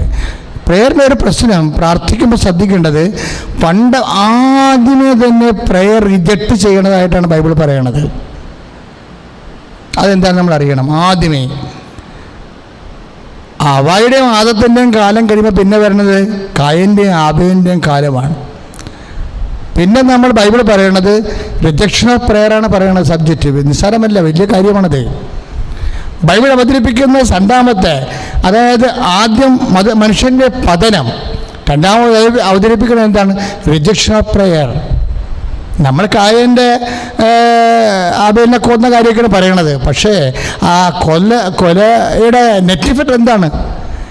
ദൈവ ചൈതന്യം വിട്ടുപോയി കഴിഞ്ഞാൽ നെറ്റിഫിറ്റ് എന്താണ്? റിജക്ഷൻ ഓഫ് പ്രെയറാണ്. ആദ്യം ബൈബിൾ അവതരിപ്പിക്കുന്ന ആദ്യം മനുഷ്യൻ്റെ പതനം, സെക്കൻഡ് തീം എന്താണ്? Rejection of prayer. പ്രാർത്ഥന തിരസ്കരിക്കപ്പെടുന്നു, കയൻ്റെ ബലി സ്വീകരിക്കണില്ല. അതാണ് ചോദ്യം. എന്തുകൊണ്ട് കായൻ്റെ ബലി സ്വീകരിക്കണില്ല? നമ്മൾ കുറേ കാര്യങ്ങൾ അതിനെക്കുറിച്ച് പറഞ്ഞു, കുറേ പ്രസംഗങ്ങൾ അതിനെക്കുറിച്ച് കേട്ടു. കായൻ പല രീതിയിലുള്ള സെക്കൻഡ് ഹാൻഡ് ആർട്ടിക്കിൾസാണ് ബലി അർപ്പിച്ചത്. അവൻ വാടിയതും കുറഞ്ഞതുമൊക്കെയാണ് കൊടുത്തത്. അങ്ങനെയൊന്നും ബൈബിളിലില്ല. ഇത് എവിടെ നിന്ന് കിട്ടുന്ന ആർക്കറിയാൻ പറ്റില്ല. അങ്ങനെ ഞാൻ കുത്തിയിരുന്ന് നോക്കാറുണ്ട്. ഇത് കായൻ എന്ത് ഈ ബലിയർപ്പിച്ച കൂട്ടത്തിൽ വാടിയതുണ്ടായിരുന്ന, പഴുത്തതുണ്ടായിരുന്ന, ചീഞ്ഞതുണ്ടായിരുന്ന, വിട്ടേട്ടെ, അവിടെ ഒന്നുമില്ല. കായൻ്റെ ബലി ദൈവം റിജക്റ്റ് ചെയ്തെന്ന് മാത്രമേ ഉള്ളൂ. ദൈവം ഒരു ചോദ്യം ചോദിക്കും. ദൈവം ചോദിക്കണത് എന്താ? ഉചിതമായി ചെയ്താൽ, ഇപ്പം 2:7 ഉൽപ്പത്തി പുസ്തകത്തിലല്ലേ, ഉചിതമായി ചെയ്താൽ നിന്റെ ബലിയും സ്വീകരിക്കുകയില്ലേ എന്ന ചോദ്യം. അത്രേ ഉള്ളൂ ബൈബിൾ ചോദിക്കണം. അല്ലാതെ അത് വഴുതനങ്ങായ വെണ്ടക്കായ ചെയ്യുന്നതാണെന്നാ പഴുത്തതാണെന്നോ ഒന്നും ബൈബിളേ ഇല്ല. ബൈബിൾ ചോദിക്കണേ ഇതാണ്, ഉചിതമായി ചെയ്താൽ നീയും സ്വീകരിക്കപ്പെടുകയില്ലേ? ശ്രദ്ധിക്കട്ടെ. ഹല്ലേലൂയ, ഹല്ലേലൂയ, ഹല്ലേലൂയ, ഹല്ലേലൂയ. യേശുവേ മഹത്വം. ഹല്ലേലൂയ, ഹല്ലേലൂയ, ഹല്ലേലൂയ, ഹല്ലേലൂയ, ഹല്ലേലൂയ. യേശുവേ സ്തുതി. ഹല്ലേലൂയ, ഹല്ലേലൂയ, ഹല്ലേലൂയ, ഹല്ലേലൂയ, ഹല്ലേലൂയ, ഹല്ലേലൂയ, ഹല്ലേലൂയ. യേശുവേ മഹത്വം, മഹത്വം, മഹത്വം, മഹത്വം, മഹത്വം. ഹല്ലേലൂയ, ഹല്ലേലൂയ. പരിശുദ്ധ പരമദിവ്യകാരുണ്യത്തിന് ആരാധനയും സ്തുതിയും പുകഴ്ചയും ഉണ്ടാകട്ടെ. പരിശുദ്ധ പരമദിവ്യകാരുണ്യത്തിന് ആരാധനയും സ്തുതിയും പുകഴ്ചയും ഉണ്ടാകട്ടെ. പരിശുദ്ധ പരമദിവ്യകാരുണ്യത്തിന് ആരാധനയും സ്തുതിയും പുകഴ്ചയും ഉണ്ടാകട്ടെ. അപ്പോഴേ എന്നാ അതായത് 4 ഉൽപ്പത്തി 4:7 ഉചിതമായി ചെയ്താൽ നിന്റെ ബലിയും സ്വീകരിക്കുകയില്ലേ? അപ്പോഴേ എന്തുകൊണ്ടാണ് പ്രയർ റിജക്ഷൻ വന്നത്? പ്രാർത്ഥന റിജക്റ്റായത് ആ പ്രാർത്ഥന ഉചിതമാകാത്തത് കൊണ്ടാണ്. മനസ്സിലായില്ലേ? ഔചിത്യമില്ലാത്ത പ്രാർത്ഥന, ഉചിതമാകാത്ത പ്രാർത്ഥന. അപ്പം നമ്മളാണ് പിന്നീട് ദുർവ്യാഖ്യാനം നടത്തി അവൻ കൊടുത്തിരുന്നത് വെണ്ടക്കായാണ്, ഇനി വെണ്ടക്ക അവൻ സ്വർണ്ണത്തിൽ കൊടുത്തത് ഏതെന്ന് എപ്പോഴും തിന്നാനാ? ഒരു കഥയുമില്ല. ഇനിയിപ്പോൾ കായൻ സ്വർണത്തിൻ്റെ വെണ്ടക്ക കൊടുത്തെന്ന് വിചാരിച്ചു, അല്ലെങ്കിൽ വഴുതനങ്ങ കൊടുത്ത്. ദൈവത്തിന് എന്തിനാ പരത്തി വെക്കളയും? ബൈബിൾ അതാണ് വളരെ ഡീസൻ്റായിട്ട് സംസാരിക്കുന്നത്. അവൻ്റെ പ്രാർത്ഥന ഉചിതമല്ല എന്ന് പറയും. ദൈവത്തിന് ഇതൊക്കെ വേണ്ടിയിട്ടൊന്നുമല്ലേ? പക്ഷെ പിന്നീട് വർഷങ്ങൾക്ക് ശേഷം പരിശുദ്ധാത്മാവാണ് പറയണത്, കായൻ്റെ മുഖം വാടാനൊരു കാരണമുണ്ട്, കായൻ്റെ പ്രാർത്ഥന റിജക്റ്റ് ചെയ്യാൻ കാരണമുണ്ട്. എന്താ പറയണത്? അവന് വിശ്വാസമില്ലെന്ന്. അതാണ് എബ്രായ ലേഖനം പറയണത്. അതിമനോഹരമായിട്ടാണ്. പൗലോസ് അപ്പോസ്തലൻ മാത്രമാണ് കയറി അടിക്കണത് ഈ സാധനത്തിനെ. വേറെ ആരും തൊടണില്ല ബൈബിളെ. കായന് എന്താ സംഭവിച്ചെന്നുള്ളത്. നമ്മൾ 14:4 വരുമ്പോഴേ അതാണ് വിശ്വാസം മൂലം ആബേൽ. ഹെബ്രായർ 11:4 വിശ്വാസം മൂലം ആബേൽ കായൻ്റേതിനേക്കാൾ ശ്രേഷ്ഠമായ ബലി ദൈവത്തിന് സമർപ്പിച്ചു. That is the faith. അതാണ് പ്രശ്നം. അല്ലാതെ ചീഞ്ഞ വെണ്ടക്കായും വഴുതനക്കായും കൊടുത്തിട്ടല്ല പ്രശ്നം. കായന് വിശ്വാസമില്ല, അതാണ് പ്രശ്നം. അതാണ് ഹെബ്രായർ 11:4 പറയണത്. ആബേലിന് വിശ്വാസം. ഇപ്പം ചേട്ടന്മാർ ഇതാണ് റിജക്ഷൻ ഓഫ് പ്രയർ സംഭവിക്കണം. എന്താണ്? വിശ്വാസത്തിലാണ്. ഇപ്പം അമ്മയോട് ഈശോ പറയും 2:3 യോഹന്നാൻ 2:3, 2:4, 2:5 എന്താ പറയണത്? എനിക്ക് നിനക്കും എന്താണ്, എൻ്റെ സമയം ഇനിയും സമാഗതമായിട്ടില്ലല്ലോ. എന്നാൽ ഇപ്പം വേണ്ട, ഈശോക്ക് ഇഷ്ടപോലെ ചെയ്യാൻ പറഞ്ഞില്ല. ഒരു ഒത്തുതീർപ്പിനോ കോംപ്രമൈസ് അല്ല പ്രയർ എന്ന് പറയണത്. പ്രയർ ഈശോയിലുള്ള വിശ്വാസമാണ്. അവൻ പറയണ പോലെ ചെയ്യാൻ പറയും. അവൻ പറയണ പോലെ ചെയ്യാൻ 2:5 വരുമ്പോൾ പറയും അവൻ്റെ വാക്ക് പോലെ ജീവിക്കാൻ പറയും. വചനത്തെ വിശ്വസിക്കാൻ പറയും.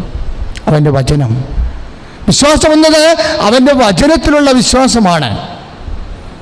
അതിന് സ്വാഭാവികമായിട്ട് എന്തെങ്കിലും തടസ്സങ്ങൾ ഉണ്ടെന്നുണ്ടെങ്കിൽ വചനത്തിൽ വിശ്വസിച്ച്, വചനത്തെ സ്നേഹിച്ച്, വചനത്തെ പ്രത്യാശിച്ച് നമ്മൾ അതിനെ അതിജീവിക്കും. ശ്രദ്ധിക്കട്ടെ, ശ്രദ്ധിക്കട്ടെ. ഹല്ലേലൂയ,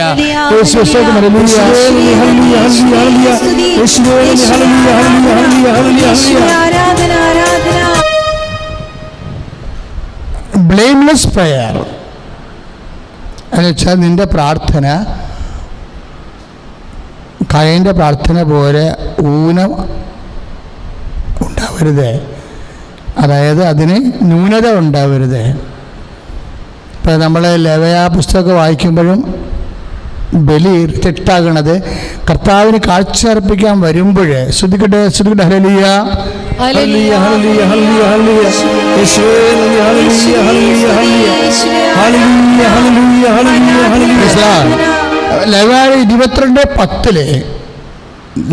22:10 ലേവ്യർ 22:10 കർത്താവിന് കാഴ്ച അർപ്പിക്കാൻ വരുമ്പോൾ ആ കാഴ്ചകൾ ന്യൂനത ഉള്ളത് ആയിരിക്കരുത്. അതാ പ്രശ്നം. നമ്മളെ സംസാരിക്കുന്നത് ന്യൂനത, അതായത് ഇല്ലാത്തത്, ഊനമറ്റത്. എന്താണത്? Blameless prayer. കയൻ്റെ ബലി ബ്ലെയിംലെസ് അല്ലായിരുന്നു, അതുകൊണ്ടാണ് റിജക്റ്റായി. കയൻ്റെത് ബ്ലെയിംലെസ് ആകാൻ കാരണം എന്താ, ബ്ലെയിം ആകാൻ കാരണം എന്താണ്, കുറ്റമുണ്ടാകാൻ കാരണം എന്താണ്? ഹെബ്രായർ 11:4 അവന് വിശ്വാസമില്ലായിരുന്നു. അതുതന്നെയാണ് ഹെബ്രായർ ലെവ്യ 22 പറയണത്. എന്താണ്? കർത്താവിന് കാഴ്ച അർപ്പിക്കുക. 22:10 കർത്താവിന് കാഴ്ച അർപ്പിക്കാൻ വരുമ്പോൾ ആ കാഴ്ച, ആ പ്രാർത്ഥന കുറ്റമറ്റതായിരിക്കണം. ഒരു പ്രാർത്ഥനയ്ക്കുള്ള കുറ്റം എന്താണ്? കുറ്റം കുറവും കൂടുതലും എന്താണ്? അതാണ് വിശ്വാസം. വിശ്വാസം ഇല്ലാത്ത പ്രാർത്ഥന കുറ്റമറ്റ പ്രാർത്ഥനയല്ല, കുറ്റമുള്ള പ്രാർത്ഥനയാണ്. അതായത് വിശ്വാസമില്ലാത്ത പ്രാർത്ഥന കുറ്റമുള്ള പ്രാർത്ഥനയാണ്, ബ്ലെയിംലെസ് അല്ല, ബ്ലെയിംലെസ് പ്രെയർ അല്ല. ബ്ലെയിംലെസ് പ്രെയർ എന്ന് പറയുന്നത് ഫുൾ ഫെയ്ത്തിൽ ചെയ്യുന്ന പ്രാർത്ഥനയാണ്. എന്ത് വിഷയത്തിനായാലും എൻ്റെ കർത്താവിൻ്റെ മുമ്പിൽ സമാധാനം ഉണ്ടാകും. ഇപ്പം ഞാൻ പറഞ്ഞൊരു കുടുംബ കലഹമാണ്, അയൽവാസികളും തമ്മിലുള്ള കലഹമാണെന്ന് തന്നെ വിചാരിക്കുക, കേസിലാണ്. അപ്പോൾ നിങ്ങൾ പ്രാർത്ഥിക്കുന്നത് അവിടെ തല ഇടിത്തി വീഴാനും അവർ വണ്ടിടിച്ചാകാനുമാണ്. That is not. അപ്പം തന്നെ പ്രാർത്ഥന ബ്ലെയിംലെസ് അല്ല, കുറ്റമുള്ള പ്രാർത്ഥന, ഊനമുള്ള പ്രാർത്ഥനയായി. പക്ഷെ എന്താ ചെയ്യണത്? അവരുമായിട്ട് സമരസപ്പെട്ട് സ്നേഹത്തിൽ പോകാൻ വേണ്ടി കർത്താവിൻ്റെ തിരുസന്നിധി കണ്ണീരിടണം. അപ്പം ദൈവമാണ് തീരുമാനിക്കേണ്ടത് അവരുമായിട്ട് സ്നേഹത്തിൽ പോകണ ഒരു അന്തരീക്ഷം ഉണ്ടാക്കണം, നിങ്ങൾ അവിടെ നിന്ന് മാറ്റണം, അവരവിടെ നിന്ന് മാറ്റണം എന്നൊക്കെ തീരുമാനിക്കുന്നത് ആരാണ്? നമ്മുടെ തീരുമാനമല്ലത്, ദൈവ തീരുമാനമാണ്. അപ്പം അതുകൊണ്ട് അവർക്ക് തിന്മ വരാൻ വേണ്ടി പ്രാർത്ഥിക്കുമ്പോൾ സ്വാഭാവികമായിട്ട് നമ്മുടെ പ്രാർത്ഥനയ്ക്ക് ബ്ലെയിമാകും. ബ്ലെയിംലെസ് പ്രെയർ എന്ന് പറഞ്ഞു കഴിഞ്ഞാൽ വിശ്വാസവും വിശുദ്ധിയും തമ്മിൽ ഭയങ്കര ബന്ധമാണ്. വിശ്വാസമെന്ന് പറയുന്നത് ഒരു വ്യക്തിയിൽ നമ്മൾ ആശ്രയിക്കുന്ന അല്ലെങ്കിൽ സമർപ്പിക്കുന്ന നമ്മുടെ വിശ്വാസമല്ല. വിശ്വാസം എന്ന് പറയുന്നത് വിശുദ്ധിക്ക് വേണ്ടിയുള്ള ഒരു തിരഞ്ഞെടുപ്പാണത്. Option for the holiness. What is faith? Faith is an option for the holiness. അതാണ് വിശ്വാസം എന്ന് പറയണത്. അല്ല, വിശ്വാസം ടെക്നിക്കലല്ല. ശരിക്കും പറഞ്ഞാൽ കർത്താവിൻ്റെ വചനത്തിലൂടെ അഡ്ഹിയർ ചെയ്തുകൊണ്ട് ഓപ്ഷൻ ഫോർ ദ ഹോളിനെസ് പ്രാർത്ഥിക്കുക. കർത്താവേ, വിശുദ്ധിക്ക് വേണ്ടിയുള്ള ജീവിത പുനഃക്രമീകരണത്തെ വിശ്വാസം എന്ന് വെളിപ്പെടുത്തുന്ന ധ്യാനത്തിന് ഓർത്ത് നന്ദി പറയുന്നു. ശ്രദ്ധിക്കട്ടെ,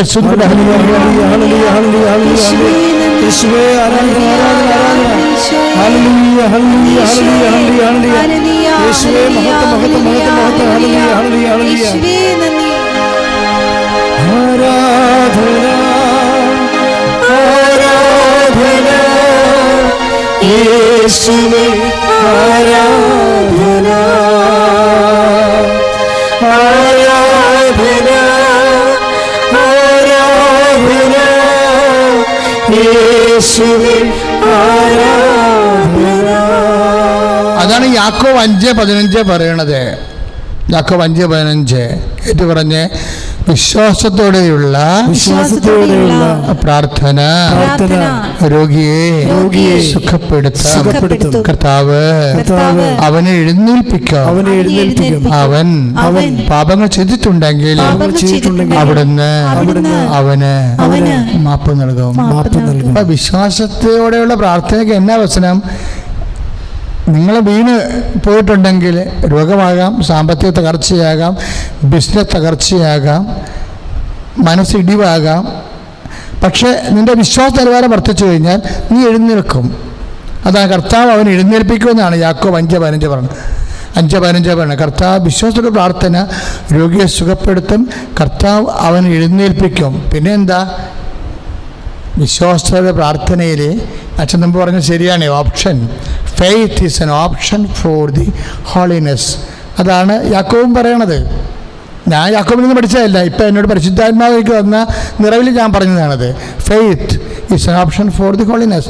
അതന്നെ യാക്കോബ് പറയണത് 5:15. എന്താണ്? വിശ്വാസത്തെ പ്രാർത്ഥിച്ചു കഴിഞ്ഞാൽ നിൻ്റെ പാപങ്ങളെ കർത്താവ് മോചിക്കുമെന്ന്. ഭയങ്കര വചനമല്ലേ അത്? ഇപ്പം എന്തെങ്കിലും ഒരു പാപത്തിലാണ് നീയെങ്കിൽ ഒരു കുമ്പസാരിക്കാൻ ഇടം കിട്ടണവരെ നിൻ്റെ വിശ്വാസം വർദ്ധിപ്പിക്കാൻ നീ കർത്താവിനോട് കണ്ണീരിട്ട് കഴിഞ്ഞാൽ ആ വിശ്വാസത്തോട് തന്നെ നിന്റെ കർത്താവ് നിന്നെ വിശുദ്ധീകരിക്കും. ശ്രദ്ധിക്കട്ടെ, ശ്രദ്ധിക്കട്ടെ. ഹല്ലേലൂയ. യേശുവേ നന്ദി. ഹല്ലേലൂയ ഹല്ലേലൂയ ഹല്ലേലൂയ ഹല്ലേലൂയ ഹല്ലേലൂയ ഹല്ലേലൂയ ഹല്ലേലൂയ. പരിശുദ്ധ പരമദിവ്യകാരുണ്യത്തിന് ആരാധനയും സ്തുതിയും. യാക്കോബ് 5:15 അനുസരിച്ചുകൊണ്ട് വിശ്വാസത്തോടെയാണ് നമ്മൾ പ്രാർത്ഥനയ്ക്ക് പ്രവേശിക്കുകയാണ്. ശരീരത്തിൻ്റെ വിവിധ ഭാഗങ്ങളിലെ രോഗം എവിടെയാണുള്ളത്, ഇതൊന്നും ഒരു വിഷയമുള്ള കാര്യമല്ല. ആയിരക്കണക്കിന് മനുഷ്യർ ഓരോ ദിവസവും നമ്മളുടെ ഗൂഗിൾ മീറ്റിലൂടെ ഇപ്പോഴും ആൾക്കാർ ഇവിടെ അനുഗ്രഹത്തിന് ലോക്ക്ഡൗൺ ഒന്നുമില്ല, ആശ്വാസത്തിന് ലോക്ക്ഡൗൺ ഒന്നുമില്ല. അപ്പം മാതാവ് എന്നുകൊണ്ട് മധ്യസ്ഥം വഹിക്കുക. അപ്പം നിങ്ങൾ വിശ്വസിക്കുക, പ്രാർത്ഥിക്കുക. കർത്താവേ ഈ നിമിഷം സൗഖ്യത്തിനായി ആരാധിക്കുമ്പോൾ എന്റെ വിശ്വാസ നിലവാരത്തെ വർദ്ധിപ്പിക്കണമേ. സർവാംഗമുള്ള എന്റെ രോഗങ്ങളെ അങ്ങ് കുരിശിൽ വെച്ച് എന്റെ പാപങ്ങളെ ഏറ്റെടുത്തതുപോലെ നമ്മുടെ രോഗങ്ങളാണ് അവൻ വഹിച്ചതെന്ന് ഐശയ്യാക്ക് കൊടുത്ത ദർശനം പോലെ എന്നെ ഏറ്റെടുക്കുമെന്ന് ഞാൻ വിശ്വസിക്കുന്നു. കർത്താവേ, രോഗിയായ എന്നോട് തോന്നണമേ. എന്റെ മക്കളെ, നിങ്ങളുടെ വിശുദ്ധമായ നിങ്ങളുടെ വലത് കരങ്ങള് രോഗമുള്ള ഇടത്തെല്ലാം വെക്കുക. കർത്താവ് നിന്നെ അടിപ്പണ പോലെ സൗഖ്യപ്പെടുത്തും. രോഗമുള്ളയിടത്ത് നിന്റെ ഹൃദയത്തിനാണ് ബുദ്ധിമുട്ടെങ്കിൽ നിന്റെ ഹൃദയത്തെ കൈവെക്കുക. നിന്റെ ശിരസ്സിലും കണ്ണിലും കാതിലും ആയിട്ടുള്ള എല്ലാ പ്രശ്നങ്ങൾക്കും നിന്റെ നെറ്റിയിൽ കൈവച്ചുകൊണ്ട് പ്രാർത്ഥിക്കുക. വെറുതെ അഭ്യാസം കാണിക്കരുത്. ഞാൻ കർത്താവ് ഇവിടെയും അവിടെയും എല്ലാം ഒരുപോലെയാണെന്ന് നീ ഓർക്കണം. ഞാൻ കൃപാസന ആൾക്കാരുടെ വാദിക്കല്ല നിൽക്കുന്നത്. ഞാൻ 10,000 കിലോമീറ്റർ അകലെ വേറെ ഒരു അന്തർദേശീയ സംസ്ഥാനത്താണ് നിൽക്കണമെന്ന് വിചാരിക്കേണ്ട. നീ കർത്താവിൻ്റെ അടുത്ത് ആണ് നിൽക്കുന്നത്. അമ്മ നിനക്ക് വേണ്ടി മധ്യസ്ഥം വഹിക്കുകയാണ്. ഇപ്പോൾ ക്വാറന്റൈനിൽ താമസിക്കുന്ന നീ ആയിരിക്കും, ഇപ്പോൾ കോവിഡ് ബാധിച്ച് നീ ആശുപത്രി കിടക്കുകയായിരിക്കും. ജസ്റ്റ് നിൻ്റെ നെഞ്ചത്ത് കൈവച്ചാൽ മതി. എന്നിട്ടൊരു വിശ്വാസ പ്രാണം ചെല്ലണം അറിയാമെങ്കിൽ. ഇല്ലെങ്കിൽ എൻ്റെ ഈശോയെ എൻ്റെ രക്ഷകാലം വിളിച്ചാൽ മതി. സർവാംഗം നീര് കാണുന്ന ഒരു വ്യക്തിയെ കർത്താവ് കാണിക്കുന്നുണ്ട്. ഇടുപ്പ് തൊട്ട് താഴേക്ക് ഇങ്ങനെ ഈ തുടയൊക്കെ ഇങ്ങനെ നീര് വെച്ച് ഉരുണ്ടിരിക്കുകയാണ്. താഴേക്ക് നീരുണ്ട്. ആ വ്യക്തിയെ കർത്താവ് ഇപ്പോൾ സുഖപ്പെടുത്തിക്കൊണ്ടിരിക്കുകയാണ്. ശ്രുതികട്ടെ ഹല്ലേലൂയ.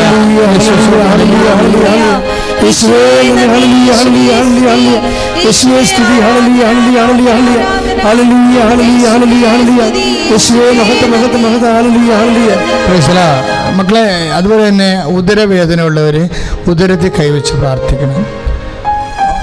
ഉദരവേദന എന്നൊക്കെ പറഞ്ഞാൽ നിങ്ങൾക്ക് മനസ്സിലാവില്ല. ഉദരം പോയാൽ എല്ലാം പോയി. ഭക്ഷണം കഴിക്കാനും പറ്റത്തില്ല. ഗ്യാസും കയറി, എരിച്ചിൽ, പുകച്ചൽ, വയറിൽ പൊള്ളൽ, ഫിസ്റ്റ് രോഗങ്ങൾ, PCOD രോഗങ്ങൾ, സിസ്റ്റ് രോഗങ്ങൾ, അതുപോലെ അരിസസ് രോഗങ്ങൾ, ഇങ്ങനെ കുറേ തരം ഉദര രോഗങ്ങളില്ലേ. കുടലിലെ കുരുക്കൾ, അൾസർ, അരിസസ് രോഗങ്ങൾ, എല്ലാ രോഗങ്ങളും, PCOD രോഗങ്ങൾ. നീക്ക് കുറേ മരുന്ന് കഴിച്ച മടുത്തെന്ന് വിചാരിച്ചോ? ദൈവത്തിന് നീ മടുത്തില്ലെങ്കിൽ കർത്താവ് നിന്നെ ഇപ്പോൾ സുഖപ്പെടുത്തും. മരുന്നൊക്കെ മടുക്കും, ലോകത്തുള്ള എല്ലാം മടുക്കും. ലോകത്തുള്ള മടുക്കും നമ്മൾ. അതിൻ്റെ അകത്ത് ഒരു കഥയില്ല. ലോകത്തിലുള്ള മടുക്കാത്ത ഒരു സാധനം പോലും ലോകത്തില്ല. വ്യക്തികളുമില്ല, ബന്ധങ്ങളുമില്ല, ഒന്നുമില്ല. എല്ലാം മടുക്കണതാണ്. കർത്താവ് ഒരു ചേച്ചിയോട് കൂടി അത് പറഞ്ഞു, നിനക്കിതെല്ലാം മടുക്കും കേട്ടോ. അവസാനം ഞാൻ തരുന്ന വെള്ളം കുടിച്ചാൽ മാത്രമേ നിനക്ക് ജീവിക്കാൻ മടുക്കാണ്ടിരിക്കത്തുള്ളൂ. അത് മടുപ്പ് നല്ലതാണ്. കാര്യം മടുപ്പ് വന്നാൽ, നമുക്കൊരു ദാഹം വന്നാൽ അതിൻ്റെ അർത്ഥം വെള്ളമുണ്ടെന്നാണ്. മടുപ്പ് വന്നാൽ മടുപ്പിന് പരിഹാരം ദൈവമുണ്ടെന്ന് അതിൻ്റെ അർത്ഥം. അതാണ് സംഭവം. വേറെ കുഴപ്പങ്ങളൊന്നുമില്ല. അതുകൊണ്ട് നടുവേദനയോട് ഒരു നടുവേ കൈവെക്കുക. എന്നിട്ട് ദൈവത്തെ നടുവേദനയോട് നടുവേ കൈവെക്കുക. കസേരയൊക്കെ അകന്നിരിക്കുന്നവർക്കില്ലേ, കിടക്കാൻ പറ്റാത്തവർ, നികർന്ന് കിടക്കാൻ പറ്റണില്ല, ചരിഞ്ഞ് കിടക്കാൻ പറ്റണില്ല. അത് വലിയ സങ്കടകരമായ അവസ്ഥയാണ്. ഉറക്കം വരണമെങ്കിൽ നമുക്ക് നമ്മുടെ ഒരു മരുങ്ങിന് കിടക്കണം. പക്ഷെ കിടക്കാൻ പറ്റണില്ല. ചിലപ്പോൾ നീ മുറിവാകാം, ചിലപ്പോൾ നിനക്ക് ശരീരത്തിൽ എന്തെങ്കിലും കെട്ടി വച്ചിരിക്കുകയായിരിക്കാം. കർത്താവ് ഇതൊന്ന് അഴിച്ചു മാറ്റി ഒന്ന് സമാധാനം ഉറങ്ങിയാലെങ്കിലും മതിയെന്ന് നീ കരഞ്ഞ് കർത്താവിനെ വിളിച്ച് പ്രാർത്ഥിക്കുന്ന പോലെ ഇരിക്കുന്ന അവസ്ഥയെ ഒന്നും വിഷമിക്കേണ്ട. അത് ഞാനതിപ്പോൾ പറഞ്ഞിട്ടുണ്ടെങ്കിൽ കർത്താവ് നിന്നെ ഇപ്പോൾ സുഖപ്പെടുത്തും. ഉദരത്തെ കൈവെക്കാൻ പിന്നെയും കർത്താവ് പറയുന്നുണ്ട്. പ്രത്യേകിച്ച് അച്ഛൻ കാണിക്കുന്ന വശത്ത് പള്ള, അതായത് ഇത് ഇടതുവശം അവിടെ എന്തോ കുഴപ്പമുള്ളവരുണ്ട്. ചിലപ്പോൾ പഴുത്തിരിക്കുന്നുണ്ടാകാം, ചിലപ്പോൾ ഓപ്പറേഷൻ ഉണ്ടാകാം, ചിലപ്പോൾ ഇൻഫെക്ഷൻ ഉണ്ടാകാം, ചിലപ്പോൾ അവിടുത്തെ ഫെലോപ്പിയൻ ട്യൂബിന് കുഴപ്പമുണ്ടാകാം, അത് അണ്ടവാഹിനിക്ക് കുഴപ്പമുണ്ടാകാം. അവിടെ എന്തായാലും ഇടതുവശത്ത് കർത്താവ് സ്പർശിക്കുന്നതായിട്ട് മെസ്സേജ് ഉണ്ട്. അപ്പം നീ സന്തോഷമായിട്ടിരിക്കണം. അതുപോലെ തന്നെ തൈറോയ്ഡ് രോഗികൾ, ടോൺസിലൈറ്റ് രോഗികൾ, സ്പോണ്ടിലോസിസ് രോഗികളെല്ലാം കഴുത്തിനും പിൻകഴുത്തിനുമൊക്കെ കൈവച്ചുകൊണ്ട് പ്രാർത്ഥിക്കുന്നതാണ്. ചെവി വേദനക്കാരെല്ലാം, ചെവിയോട് തല മുടി കൊഴിയണ ആൾക്കാരുണ്ട്. കുറേ പേര് ഈ ദിവസങ്ങളിൽ കർത്താവ് സുഖപ്പെട്ടതായിട്ട് സാക്ഷ്യം പറഞ്ഞിട്ടുണ്ട്. അപ്പോൾ അതുകൊണ്ട് തലയിൽ കൈവച്ച് തല സംബന്ധമായിട്ട് എല്ലാ കാര്യങ്ങളും തലയിൽ കൈവച്ച് പ്രാർത്ഥിക്കേണ്ടതാണ്. പിന്നെ ഇനി ഇപ്പോൾ സർവാംഗം പൊള്ളലുണ്ടാകും. ചിലപ്പോഴിങ്ങനെ കുരുക്കൾ, ചിരങ്ങ്, ചുണങ്ങ്, സോറിയാസിസ്, വിസർപ്പ രോഗങ്ങൾ, എപ്പോഴും കാലുകൾ ഇങ്ങനെ തൊലി ഊത്തലുള്ളവർ, തൊലി പൊളിയുന്നവർ, അതിൻ്റെ വലിയ ഊത്തലെടുക്കുന്നവർ, പനി വിട്ടുമാറാത്തവർ, എന്താണ് അസുഖം എന്നൊരു പിടിയുമില്ല, ഇടയ്ക്ക് തിരക്കൊക്കെ പനി വന്നിട്ട് വിട്ടുമാറാതിരിക്കുന്നു. അങ്ങനെയുള്ള എല്ലാ മക്കളും ഇങ്ങനെ അച്ഛൻ കാണിക്കുന്ന പോലെ ഹോൾ ബോഡി സബ്മിഷൻ ചെയ്താൽ മതി. ഇങ്ങനെ കൈ ഇങ്ങനെ, കർത്താവേ എൻ്റെ ഉള്ളംകാലം മുതൽ എന്ന് പറഞ്ഞ മക്കളെ, കർത്താവേ എൻ്റെ ഉള്ളംകാലം മുതൽ ഉച്ചവരെ പരിശുദ്ധമ്മയുടെ മധ്യസ്ഥതയില് അൾത്താറയില് ശിവനോടെ പ്രത്യക്ഷപ്പെട്ട പരിശുദ്ധമ്മയുടെ മധ്യസ്ഥതയില് എൻ്റെ ഫുൾ ബോഡി, മുഴുവൻ ശരീരം അങ്ങേക്ക് സ്പർശിക്കാൻ, സൗഖ്യപ്പെടുത്താനായി സമർപ്പിക്കുന്നു. കിഡ്നി രോഗികളെ, കരരോഗികളെ, ഹൃദയരോഗികളെ, ഉദരരോഗികളെ, നാശരോഗികളെ, രോഗികളെ, മുത്രാശയ രോഗികളെ, കണ്ണുള്ളവരെ, വാതരോഗികളെ സ്പർശിക്കണമേ. കർത്താവെ സ്പർശിക്കണമേ. വിശുദ്ധ പൗരോഹിത്യത്തെ മഹത്വപ്പെടുത്തണമേ കർത്താവേ. ഈശോ ദൈവമേ, 35 വർഷത്തെ പൗരോഹിത്യത്തെ അങ്ങ് മഹത്വപ്പെടുത്തണമേ. വിശുദ്ധ കുർബാനയെ അങ്ങ് ഓർക്കണമേ. അതൊക്കെ വേണ്ടി സാക്ഷ്യം വഹിച്ച വിശുദ്ധ ശിശുക്കളെ ഓർക്കണമേ. എന്റെ കർത്താവ് ഉന്നതമായ നാമത്തില് ജീവനോടെ പ്രത്യക്ഷപ്പെട്ട പരിശുദ്ധ അമ്മയുടെ മത്സ്യത്തില് നാമത്തില് രോഗങ്ങള്, രോഗികള് ഓടിപ്പോട്ടെ, സൗഖ്യമാകട്ടെ.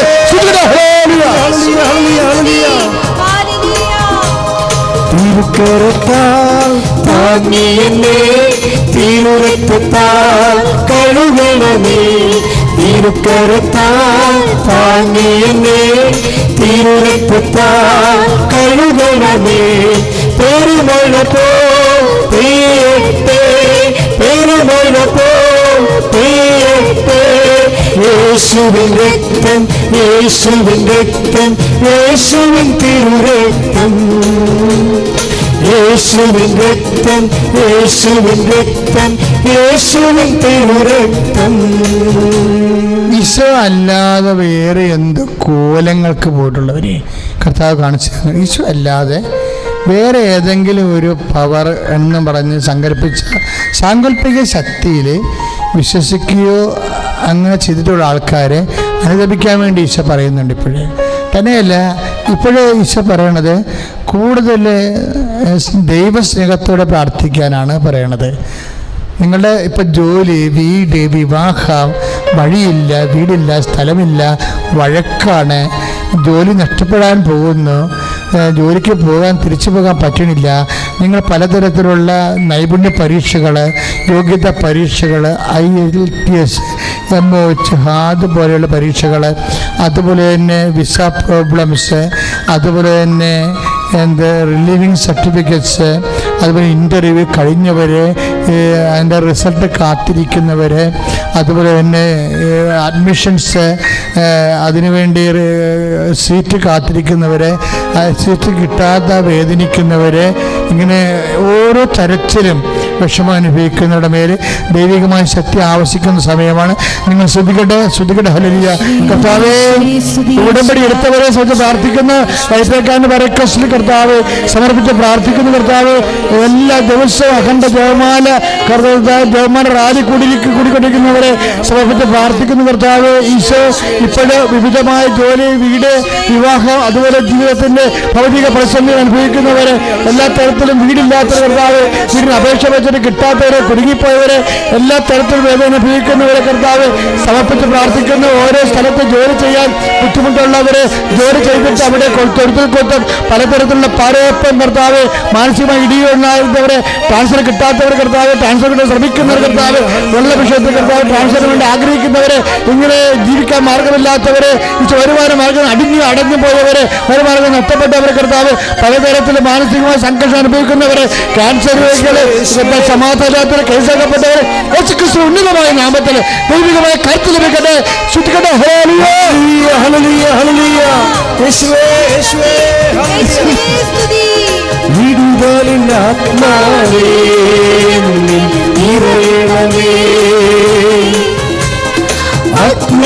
അഭിഷേകമായി പടരണമേ,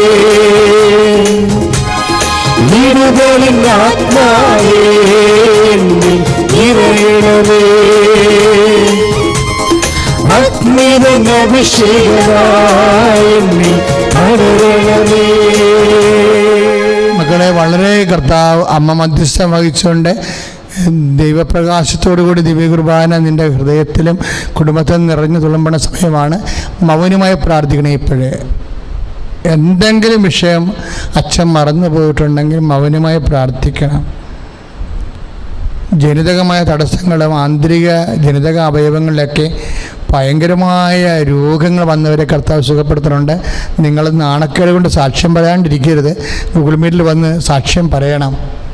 കർത്താവ് ഈ നിമിഷം ചെയ്യണ കാര്യമാണ് കർത്താവ് കാണിക്കുന്നത്. നിങ്ങൾ സാക്ഷ്യം പറയണം.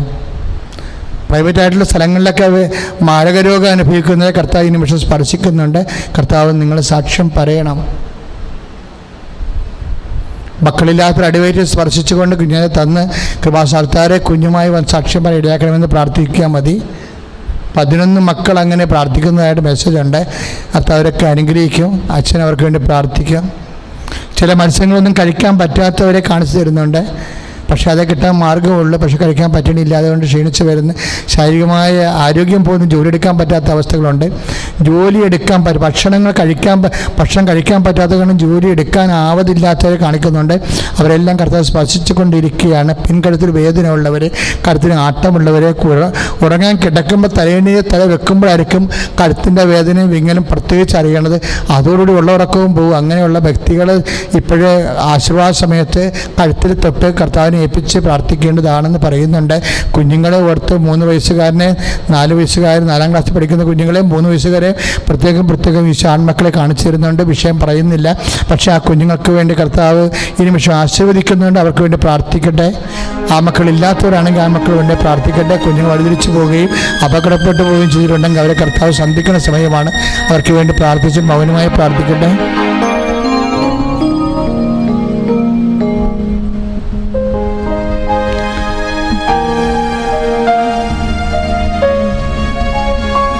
പ്രിയമുള്ളവരെ, ലാസ്റ്റ് 10 ദിവസമാണ് അഖണ്ഡ ജപമാല മഹാറാലി ശുശ്രൂഷ ഇന്നു മുതൽ ആരംഭിക്കുന്നത്.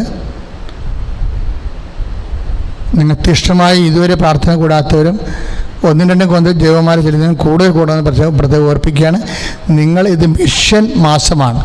നിങ്ങൾക്ക് ചെയ്യാവുന്ന ഏറ്റവും വലിയ മിഷൻ എന്ന് പറയുന്നത് അച്ഛൻ്റെ കൃപാസനത്തിന് പ്രത്യക്ഷപ്പെട്ട പരിശുദ്ധ അമ്മയുടെ പ്രത്യക്ഷീകരണത്തെക്കുറിച്ച് സഭ പഠിക്കാൻ വേണ്ടി അമ്മ നടത്തുന്ന ഓരോ അനുഭവങ്ങളാണ്, അടയാളങ്ങളാണ്, അത്ഭുതങ്ങളാണ്. അതൊക്കെ എല്ലാം ഷെയർ ചെയ്യണം. നിങ്ങൾ അച്ഛൻ കൃപാസന ആൾക്കാരിൽ നിന്ന് ലഭിക്കുന്ന മുഴുവൻ ശുശ്രൂഷകൾ, ജപമാലയായാലും ശരി, ദൈവവചന പ്രഘോഷണമായാലും ശരി, രോഗസൗഖ്യ പ്രാർത്ഥനയായാലും, ഞങ്ങൾ ഗൂഗിൾ മീറ്റ് ആയാലും ശരി, അതുപോലെ ഉണ്ടാകുന്ന ഓരോ ആരാധനയും എല്ലാം നിങ്ങൾ ഷെയർ ചെയ്യണം. നിങ്ങൾക്ക് ഒരു മുടക്കുമില്ല. നമുക്ക് കറണ്ട് ചാർജ് പോലും ചുമ്മാ തള്ളവിരൽ കൊണ്ടൊന്ന് നെക്കിയാൽ മതി ഷെയർ ബട്ടണിലെ. അതുകൊണ്ട് ഇപ്പം തന്നെ ശുശ്രൂഷ, ഇപ്പം 6000 പേരോളം ഇപ്പോൾ ശുശ്രൂഷ കൂടിക്കൊണ്ടിരിക്കുകയാണ്. 6000 പേര് ഇപ്പം തന്നെ ഷെയർ ചെയ്യണം.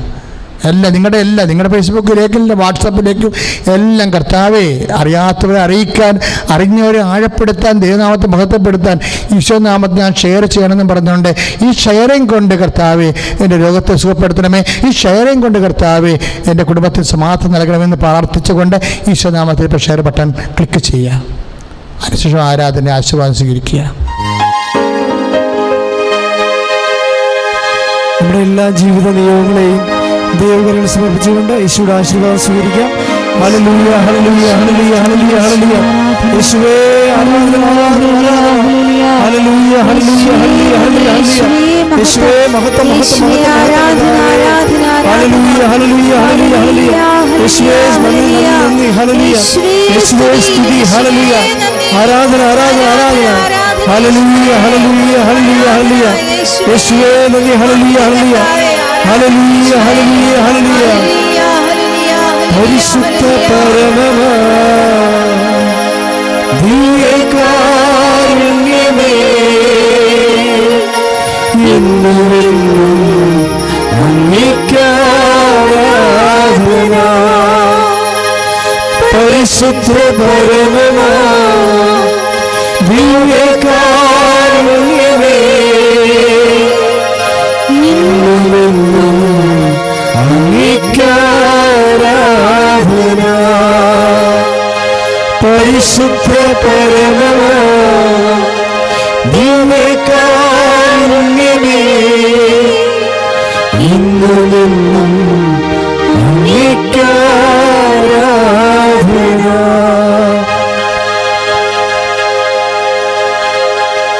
ആവേ ആവേ ആവേ മറിയ. ആവേ ആവേ ആവേ മറിയ.